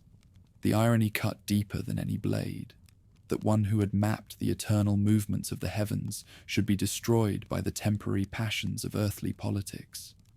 His death marked not merely the loss of an individual genius, but the end of an age when scientific inquiry could flourish under royal protection in lands where such pursuits had previously been unknown. The observatory fell into disrepair, its instruments abandoned to the desert winds that had witnessed the rise and fall of so many human ambitions. Yet the understanding it had produced survived in texts that carried the fruits of its labors to distant libraries, where future generations would marvel at the precision achieved by these medieval stargazers. Meanwhile, in the gardens and lecture halls of the eastern capital, a different kind of renaissance was reaching its peak under the continued support of the aging prince who had chosen strengthening over expansion. Here, the Persian tongue underwent a transformation that elevated it from the practical language of administration into a vehicle for literary artistry that could rival Arabic in its theological subtlety and Greek in its philosophical precision. Jamie, the greatest Sufi poet of his age, walked these same garden paths where nightingales sang among roses that bloomed in defiance of the harsh realities beyond the palace walls. His verses wove together the mystical streams of Islamic spirituality with the aesthetic refinements that Persian culture had developed over centuries of creative ferment, creating poetry that spoke simultaneously to the heart that yearned for divine union and the mind that sought to understand the nature of existence itself. Beside him moved Alisher Navoy, whose pen transformed the Turkic speech of the palaces into an instrument capable of expressing the most sophisticated philosophical concepts and the most delicate emotional nuances. His works demonstrated that the tongues of the steppes could achieve heights previously reserved for the classical languages of scholarship, opening new possibilities for literary creation that honored both the nomadic heritage of the family and the sedentary customs it had absorbed through dominion and assimilation. In the workshops where master craftsmen labored under royal support, Kamal al-Din Bizad revolutionized the art of manuscript illumination, developing techniques that brought unprecedented realism and emotional depth to the painted figures that adorned the pages of literary classics. His brushwork captured not merely the external appearance of his subjects, but their inner lives as well, creating portraits that seemed to breathe with the same intensity of feeling that animated the verses they illustrated. Under his influence, the miniature painting styles that had developed in various regional centers began to coalesce into a distinctive approach that combined the geometric precision of Islamic decorative arts with the naturalistic observation that had long characterized Persian visual arts. The results transcended mere illustration to become independent works that could stand comparison with the greatest accomplishments of any school. These flowerings did not occur in isolation from the practical concerns of governance, but rather emerged from the deliberate policies of leaders who understood that lasting greatness required more than military success. The Eastern Prince had recognized that his family's survival depended upon its ability to inspire genuine devotion among subjects who had grown accustomed to prosperity and stability. Devotion that could not be maintained through fear alone, but required the creation of shared values that transcended ethnic and regional divisions. The library that he established in his capital became more than a repository of texts. It served as a living institution where learned men from diverse backgrounds could collaborate in the preservation and advancement of human understanding. Chinese mathematicians worked alongside Arab physicians, Persian historians debated with Turkish legal experts, and Indian astronomers shared their observations with colleagues whose own backgrounds stretched back to the classical civilizations of antiquity. This intellectual fusion produced innovations that neither background could have achieved in isolation. Mathematical techniques developed in India were combined with geometric principles inherited from Greek sources to solve problems that had puzzled thinkers for centuries. Celestial observations made in Central Asia were compared with records maintained in Chinese archives to produce more accurate models of heavenly mechanics. Medical wisdom accumulated in the Islamic world was enhanced by diagnostic techniques that physicians from the subcontinent had perfected through generations of practice. The guest house system that facilitated these scholarly exchanges represented one of the family's most sophisticated innovations in diplomacy. Visitors who could demonstrate genuine expertise in any field of study found themselves welcomed with honors that exceeded those typically accorded to foreign ambassadors. Their material needs provided for while they pursued their research and contributed to the collective enterprise of advancing human understanding. This systematic attraction of talent served multiple purposes beyond its immediate intellectual benefits. It demonstrated to neighboring potentates that the realm had become the premier center of learning in the Islamic world, attracting minds who might otherwise have served rival powers. It created networks of personal bonds that extended far beyond the family's borders, as beneficiaries of royal support became informal ambassadors for the regime's prestige and values. Perhaps most importantly, it established the realm's identity as something more than a mere entity. It became the embodiment of an ideal that transcended the temporary boundaries imposed by military dominion. Even territories that achieved independence continued to acknowledge the intellectual and aesthetic leadership of palaces that had demonstrated their commitment to the highest accomplishments of human civilization. The architectural monuments that rose during this period reflected the same fusion of customs that characterized the era's literary and scientific accomplishments. The great madrasa complexes that transformed the urban landscape combined functional requirements with aesthetic ambitions that pushed the boundaries of what contemporary engineering could accomplish. Their turquoise domes caught and reflected the desert light in patterns that seemed to capture something of the cosmic harmonies that the palace astronomers studied in their observations of the celestial sphere. In those decades, the great square that emerged in the northern capital proved that thoughtful design could serve both daily needs and deeper meaning. The careful proportions of its component buildings created visual harmonies that pleased the eye, while their functional arrangements facilitated the complex activities of a major commercial and intellectual hub. Students hurrying to lectures moved through the same spaces where merchants displayed goods from across the known world, creating daily interactions between the practical and theoretical aspects of human endeavor. Yet beneath this flowering lay persistent tensions that no amount of aesthetic achievement could entirely resolve. The family's domains encompassed populations whose customs and interests often conflicted in ways that required constant mediation from central authorities. Nomadic tribes who valued martial prowess above scholarly pursuits sometimes questioned whether resources devoted to libraries and observatories might be better spent on maintaining the military strength that had originally established the bloodline's dominance. Religious authorities, while generally supportive of study that enhanced understanding of divine revelation, occasionally voiced concern about investigations into natural philosophy that seemed to challenge established interpretations of sacred texts. The delicate balance between rational inquiry and revealed truth required careful navigation by leaders who needed to maintain the devotion of both learned elites and popular movements.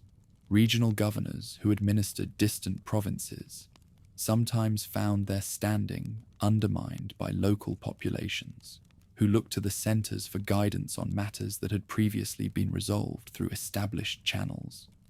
The soft influence exercised by palaces that had become magnets for talent could prove more decisive than the hard force of military garrisons in determining the allegiance of populations whose prosperity depended upon participation in trade networks that transcended boundaries.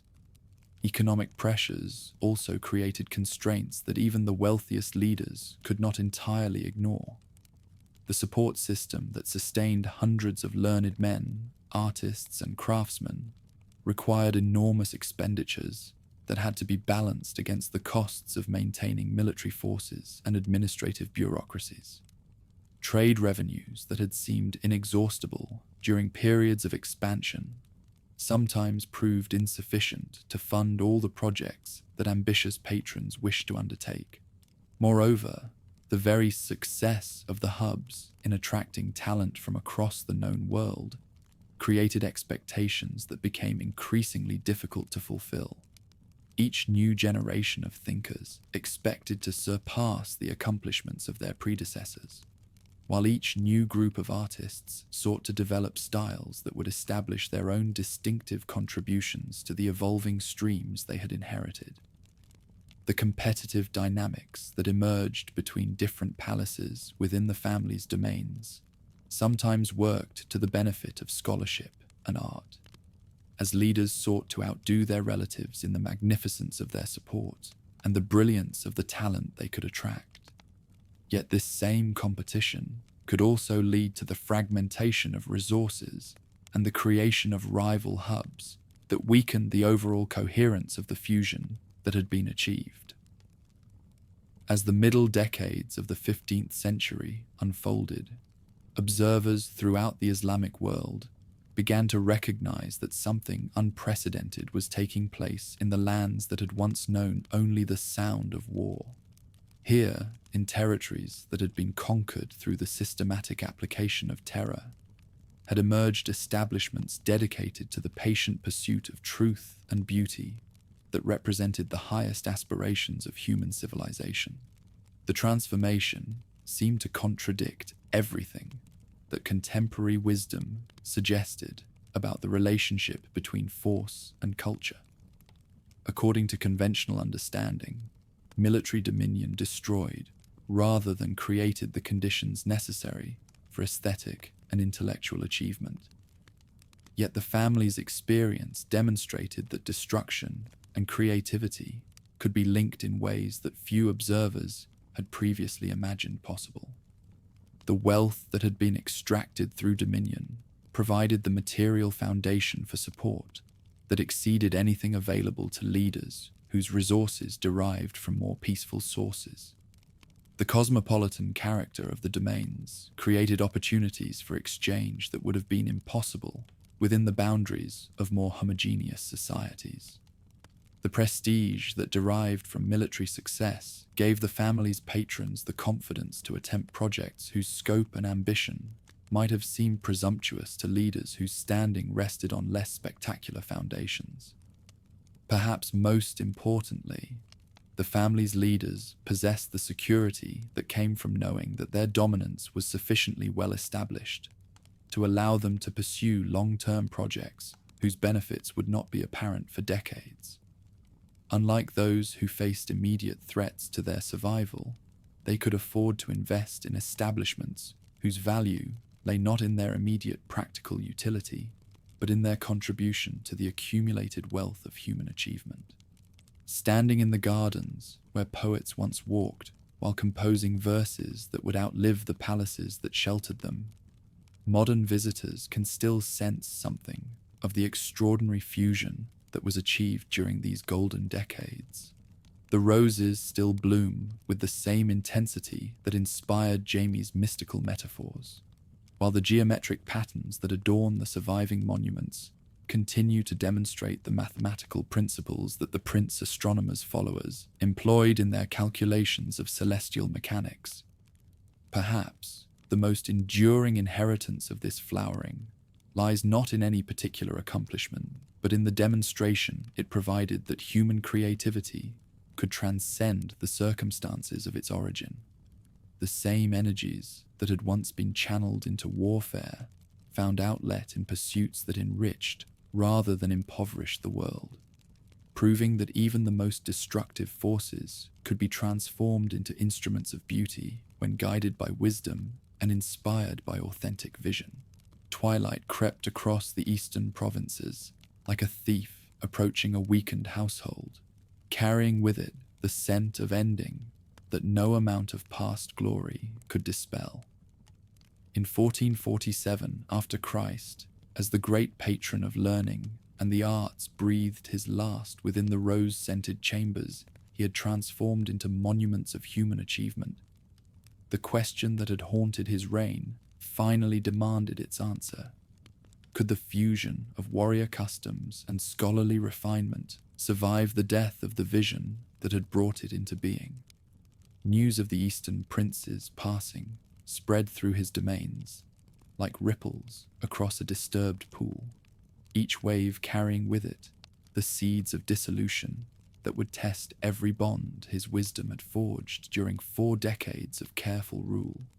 The libraries that had attracted the finest minds from across the known world suddenly found their future uncertain, while the workshops where master craftsmen had perfected their arts wondered whether new patrons would value beauty as highly as their departed benefactor had done.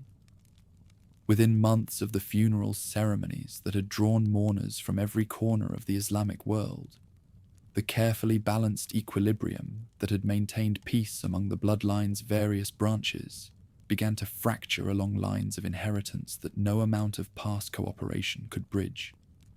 Brothers who had served faithfully as provincial governors while their father lived now found themselves rivals for an estate whose value transcended mere territorial control to encompass the very identity of what the realm might become.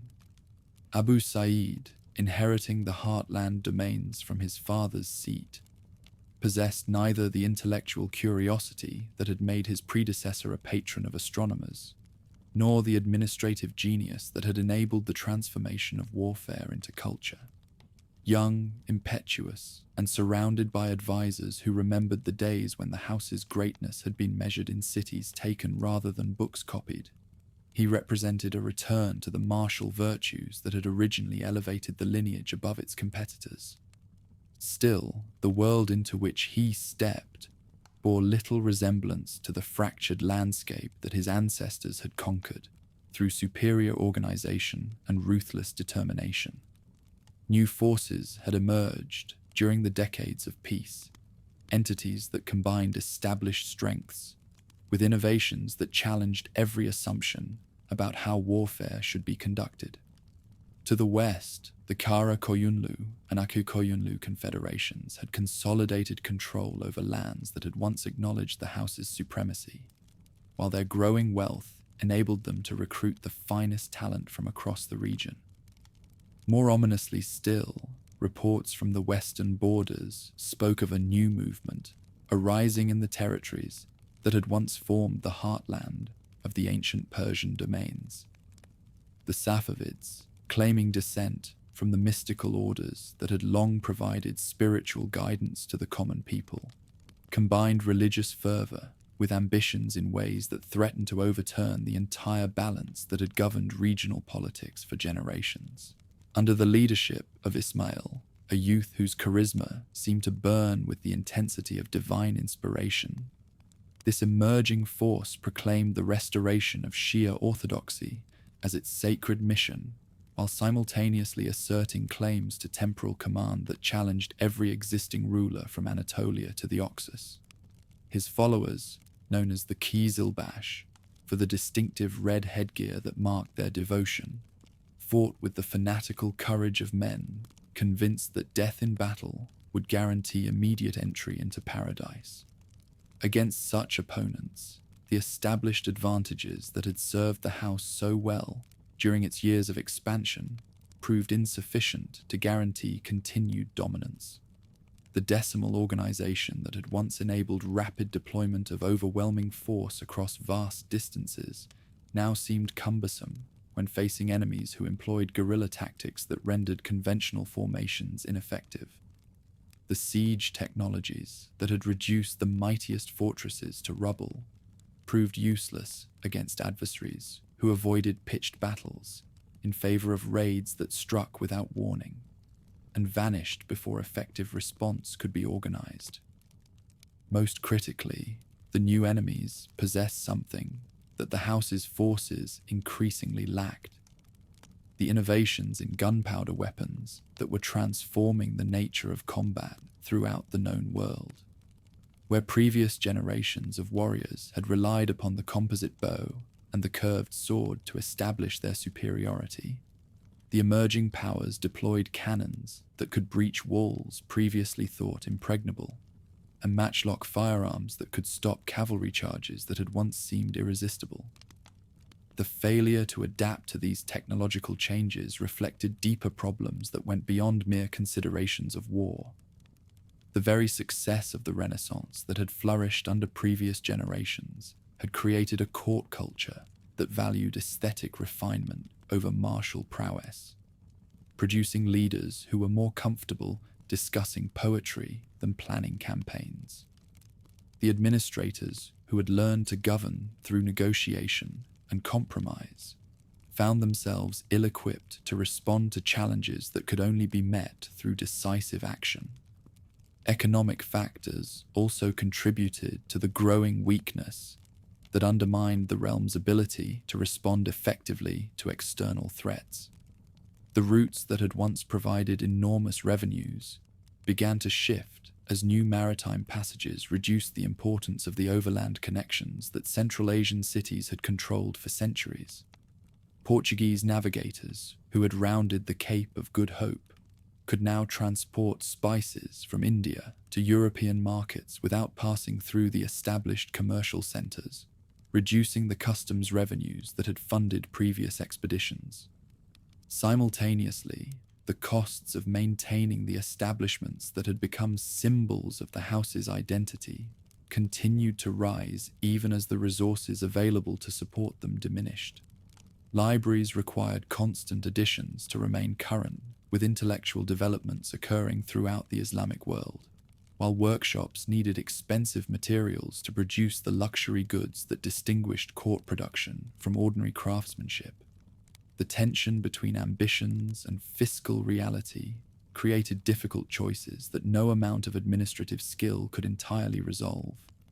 Provincial governors who had once competed for the honor of contributing to central projects now found themselves struggling to maintain basic security within their own domains. The loyalty that had bound local elites to the central command began to erode as immediate interests diverged from imperial policies that seemed increasingly irrelevant to survival needs.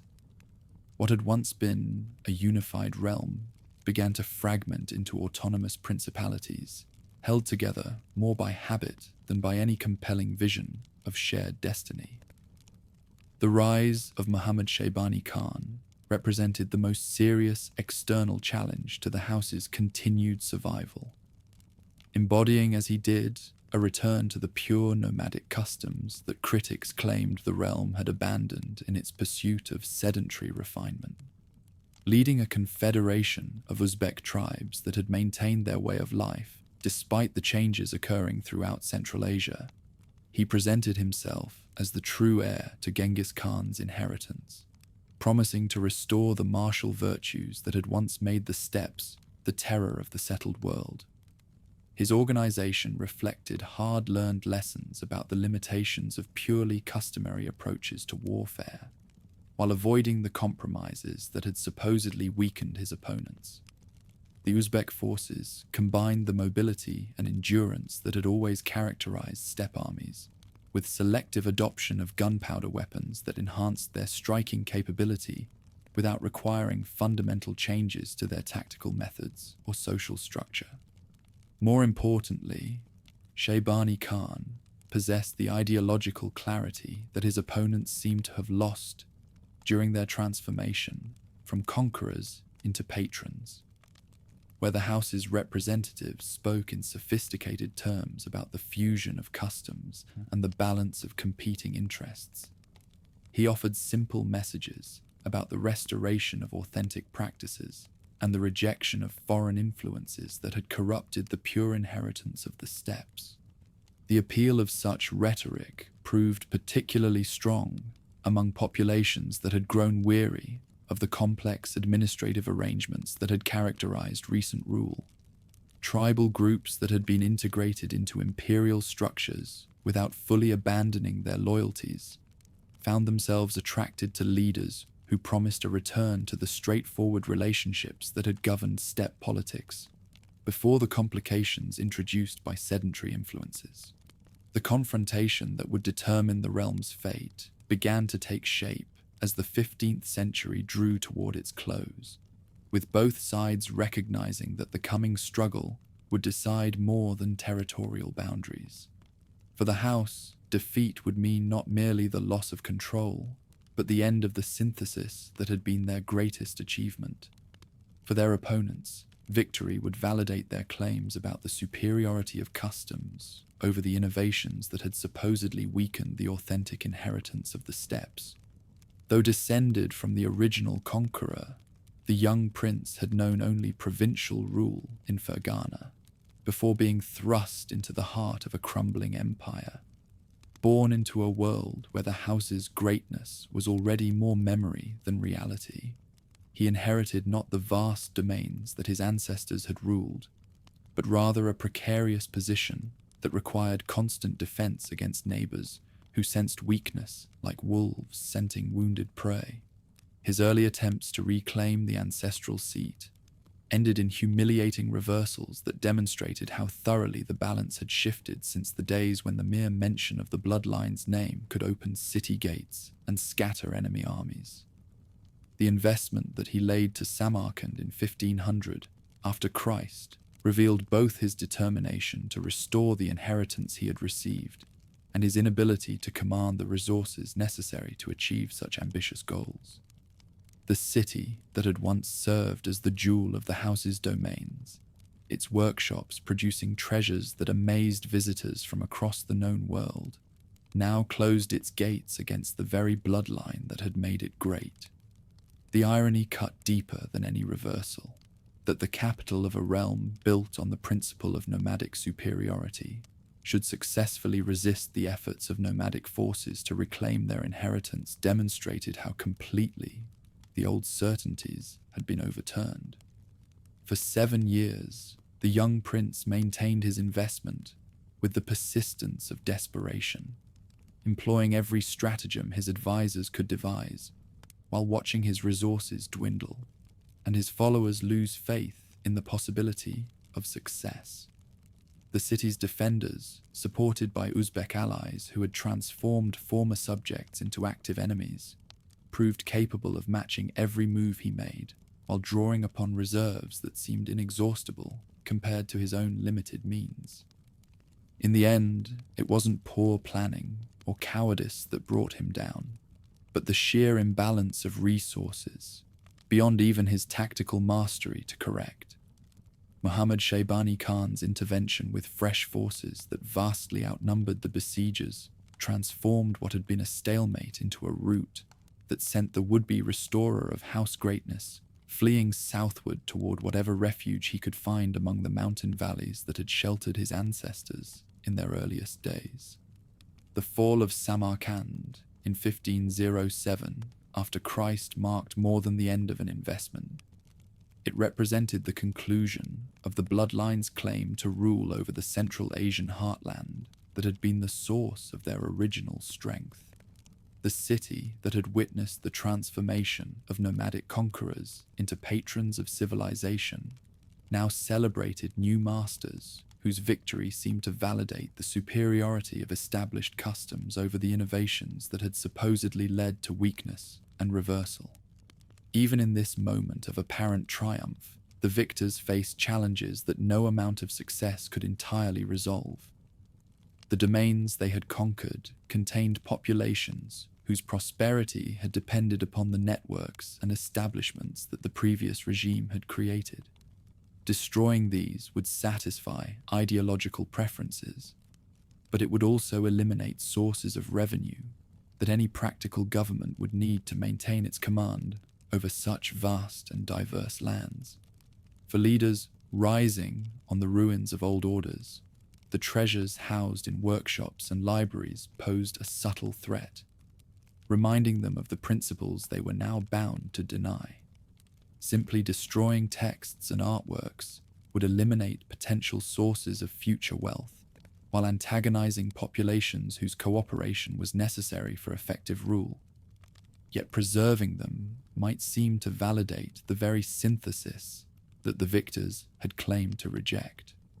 The solution that emerged involved a careful dispersion of both human talent and material treasures that preserved their value while eliminating their potential to serve as rallying points for restoration movements. Master craftsmen found themselves relocated to distant centers, where their skills could serve new patrons, while precious texts were distributed among various collections, where they would be preserved but could not easily be reunited into the comprehensive libraries that had once made particular cities famous throughout the Islamic world. This systematic fragmentation of the inheritance that had been the house's greatest achievement ensured that future generations would know of its existence through scattered examples, while being unable to experience the full synthesis that had once made certain centers unique in the world. The Renaissance that had flowered under wise patronage withered not through deliberate destruction, but through the gradual dispersal that separated each element from the context that had given it meaning. Meanwhile, in the highlands of Afghanistan, the dispossessed young prince who had failed to reclaim his birthright began the painful process of adapting to circumstances that no amount of ancestral pride could change. The mountain fortresses that had once served as stepping stones to dominion now became refugees for dreams that could no longer be realized through conventional means. The choice he faced was stark: accept permanent exile from the centers of influence, or seek new domains where the house's name might still command respect.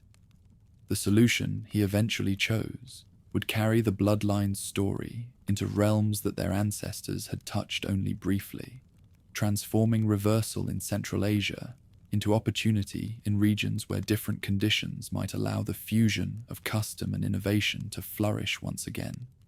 The death of one dream would become the birth of another, proving that even the most decisive reversals need not mark the end of a story whose conclusion had not yet been written. Looking back from the perspective of centuries, the fall of the last Central Asian domains marked not the end of the house's significance, but rather its evolution into something that could adapt to changing circumstances while preserving the essential elements that had made its greatest achievements possible. The apparent reversal that drove them from their ancestral lands would ultimately lead to triumphs that exceeded even the accomplishments of their legendary founder. demonstrating that true greatness lies not in the ability to maintain unchanging forms, but in the wisdom to preserve essential principles while adapting them to new possibilities.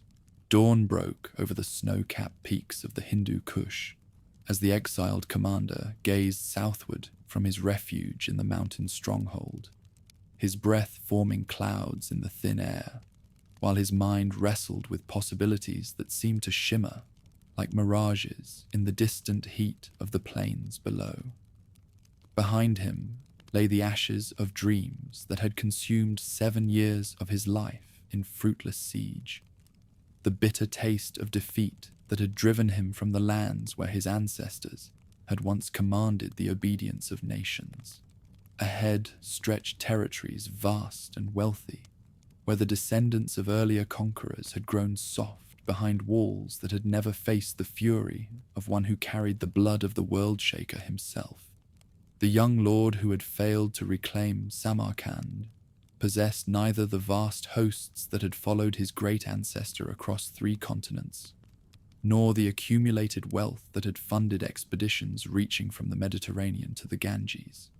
What he did possess, burning within him like an ember that no wind of misfortune could extinguish, was the unshakable conviction that greatness lay not in the territories one inherited, but in those one had the courage to seize when fate offered its fleeting opportunities. In the bazaars of the mountain capital, where merchants from across the known world gathered to exchange goods and gossip, tales filtered northward of the chaos consuming the sultanates of Hindustan. The Lodi dynasty that had established its grip over much of the northern plains found itself beset by rebellions that erupted like wildfire across territories too vast for any single command to control effectively. Provincial governors declared independence with impunity, while ambitious nobles carved out personal fiefdoms from lands that had once acknowledged a unified overlordship. More tempting still were the reports of internecine warfare that had weakened the very foundations upon which the great metropolis's standing rested. Ibrahim Lodi, the current sultan, had alienated his own Afghan nobility through policies that favored certain tribes while marginalizing others, creating resentments that festered like unhealed wounds. His harsh treatment of subordinates who dared question his decisions had transformed potential allies into actual enemies, while his failure to maintain the delicate balance between different ethnic and religious communities had undermined the consensus that effective leadership required.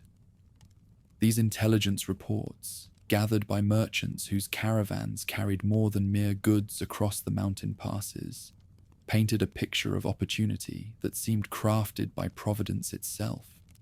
Here was a realm whose wealth exceeded that of any Central Asian principality, yet whose defenses had been weakened by the same internal divisions that had once made Transoxiana vulnerable to domination by a determined invader. The very abundance that should have provided strength had instead bred complacency, while the sophistication that might have enabled effective resistance had become entangled in courtly intrigues that paralyzed decisive action. The commander understood, with wisdom purchased through bitter experience, that opportunity alone was insufficient to guarantee success. The forces at his disposal remained pitifully small compared to the hosts that would oppose any serious attempt at invasion, while his treasury contained barely enough gold to maintain his current followers, let alone recruit the additional warriors such an enterprise would require. The arithmetic of conquest seemed to argue against any attempt to transform aspiration into reality. It was at this crucial moment that fate provided the catalyst that would transform possibility into actuality. Daulat Khan Lodi, governor of Punjab, and one of the most influential nobles in Ibrahim's increasingly fractured realm, had reached the conclusion that his master's erratic policies threatened not merely his own position, but the stability of the entire region.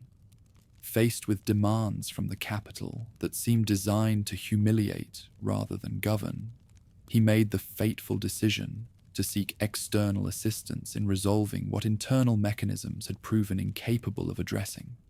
His emissaries, traveling by secret routes through the mountain passes that connected Punjab with Afghanistan, brought more than mere invitations. They carried detailed intelligence about the dispositions of enemy forces, the loyalties of various commanders, and the weaknesses in defensive arrangements that a skilled invader might exploit.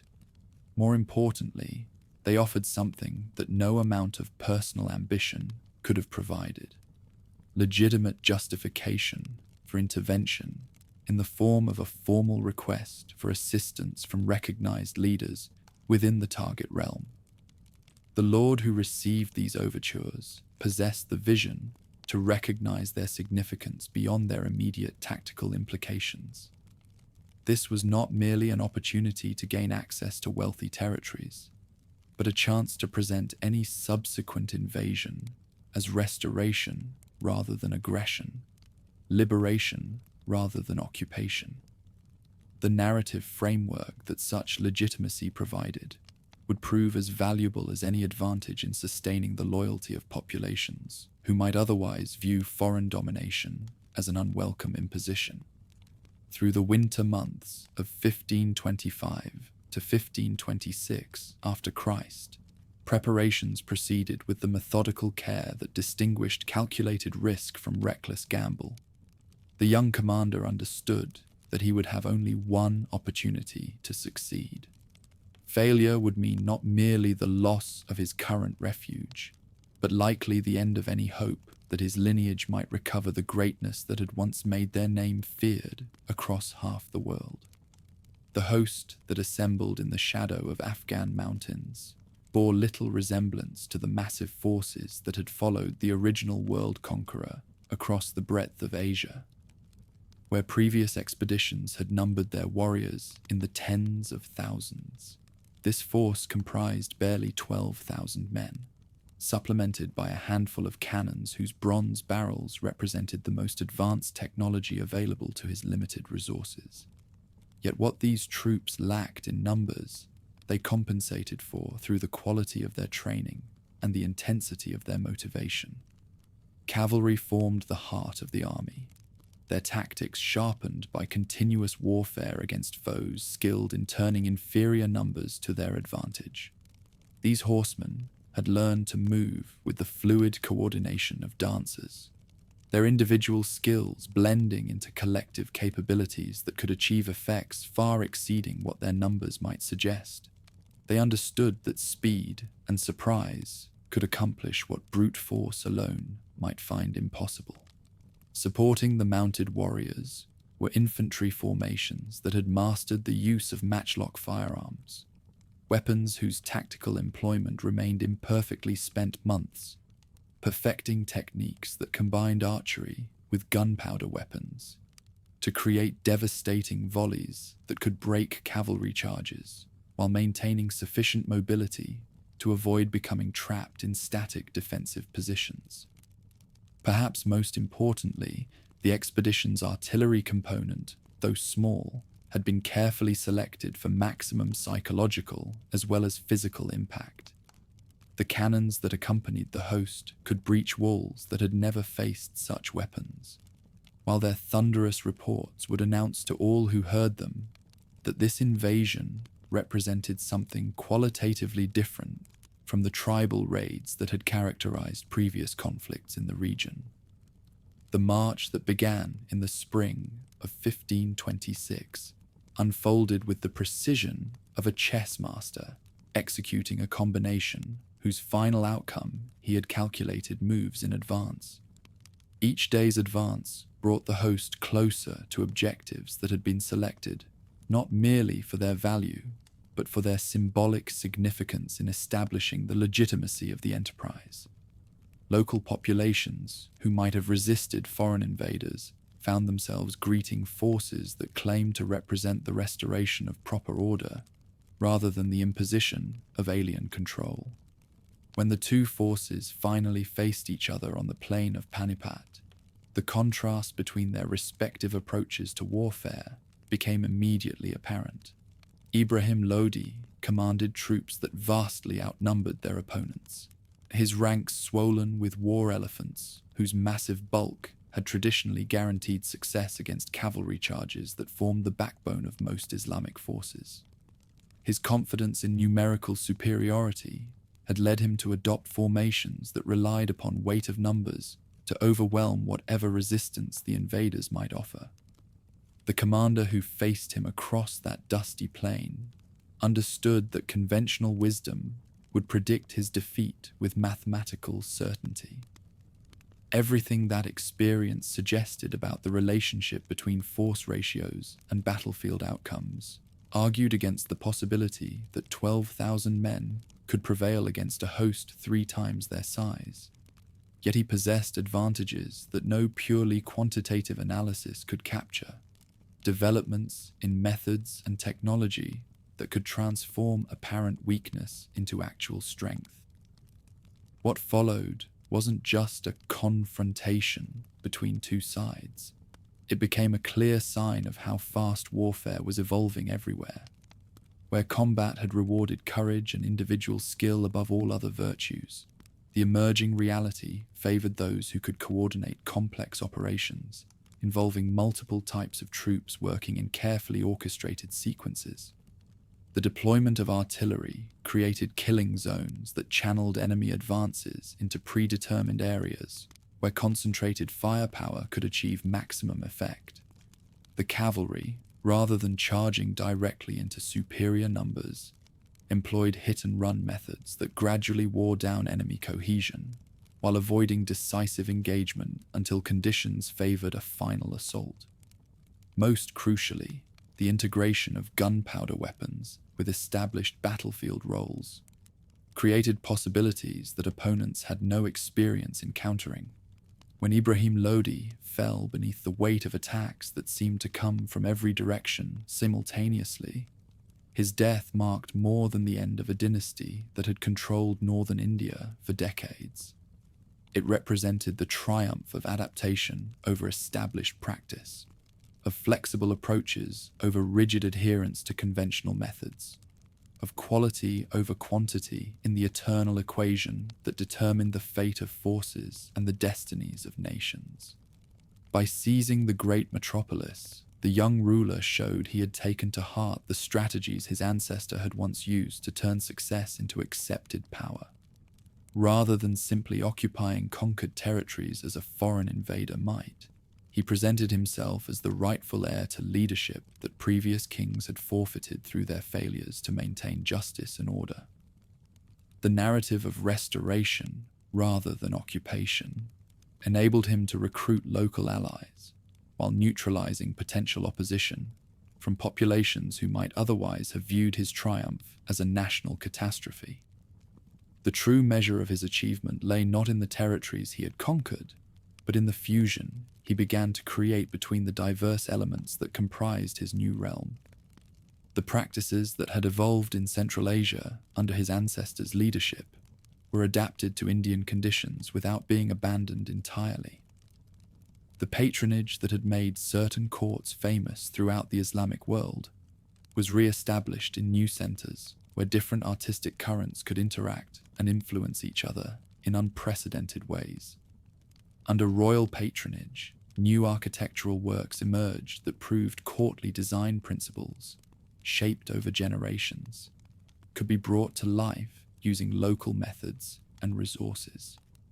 Gardens, whose geometric layouts reflected mathematical principles developed in Central Asian centers, were planted with flowers and trees that thrived in the humid climate of the Gangetic Plain.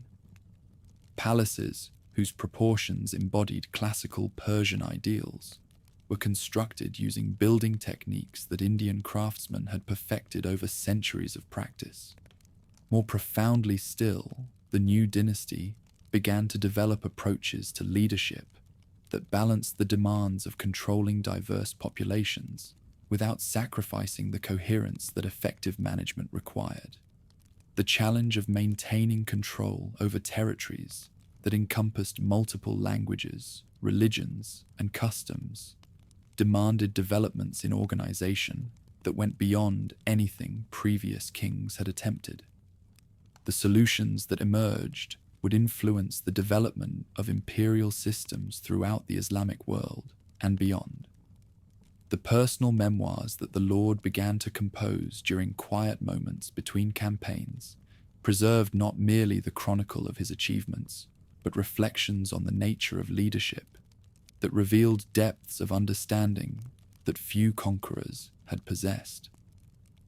These writings, destined to become among the most influential works of their genre, combined practical observations about the mechanics of domination with philosophical meditations on the responsibilities that accompany absolute command. Through his own words, later generations would understand how thoroughly he had internalized the lessons of his family's rise and fall, their evolution from nomadic chieftains into patrons of civilization, their ultimate displacement from their Central Asian homeland, and their eventual resurrection in territories that had once seemed impossibly distant from their sphere of influence. His analysis of what made houses endure or perish reflected wisdom that had been purchased through direct experience of both triumph and disaster. With his life winding down, the question lingered: were his achievements simply his own, or did they mark the beginning of something more enduring? The blending of customs that he had begun to create would require careful nurturing by successors who shared his vision and possessed the skill to adapt his developments to changing circumstances. The ultimate test of his inheritance would lie not in what he had accomplished during his own lifetime, but in whether the structures he had established could survive the transition to leadership by those who had inherited rather than created their positions. Standing in the gardens that surrounded his new palaces, where fountains played among flowers that had been transplanted from distant mountains to bloom beneath alien stars, the Lord who had transformed exile into dominion could reflect upon the strange workings of providence that had led him so far from the land of his birth. The rose gardens of his mountain refuge that had sheltered his early dreams now seemed as distant as the stars that wheeled overhead, yet their memory continued to influence the aesthetic choices that shaped his new creation. In the measured verses of poets who sought his support and the precise calculations of architects who designed his monuments, something of the spirit that had once made Samarkand and Herat famous throughout the civilized world was being reborn in settings that previous generations could never have imagined. The blending of warrior customs and scholarly refinement that had characterized his ancestors' greatest achievements was finding new forms of expression adapted to different climates and cultures, while remaining true to essential principles that transcended geographic boundaries. The name that had once struck terror into the hearts of enemies from the Mediterranean to the Gobi Desert was being transformed into something different but no less significant, a symbol of achievement that could inspire wonder rather than fear, creation rather than destruction, the patient work of building rather than the dramatic gesture of domination. Whether this evolution represented the natural development of greatness or its essential corruption remained a question that only time could answer, as the wheel of fortune continued its eternal revolution beneath the unchanging stars.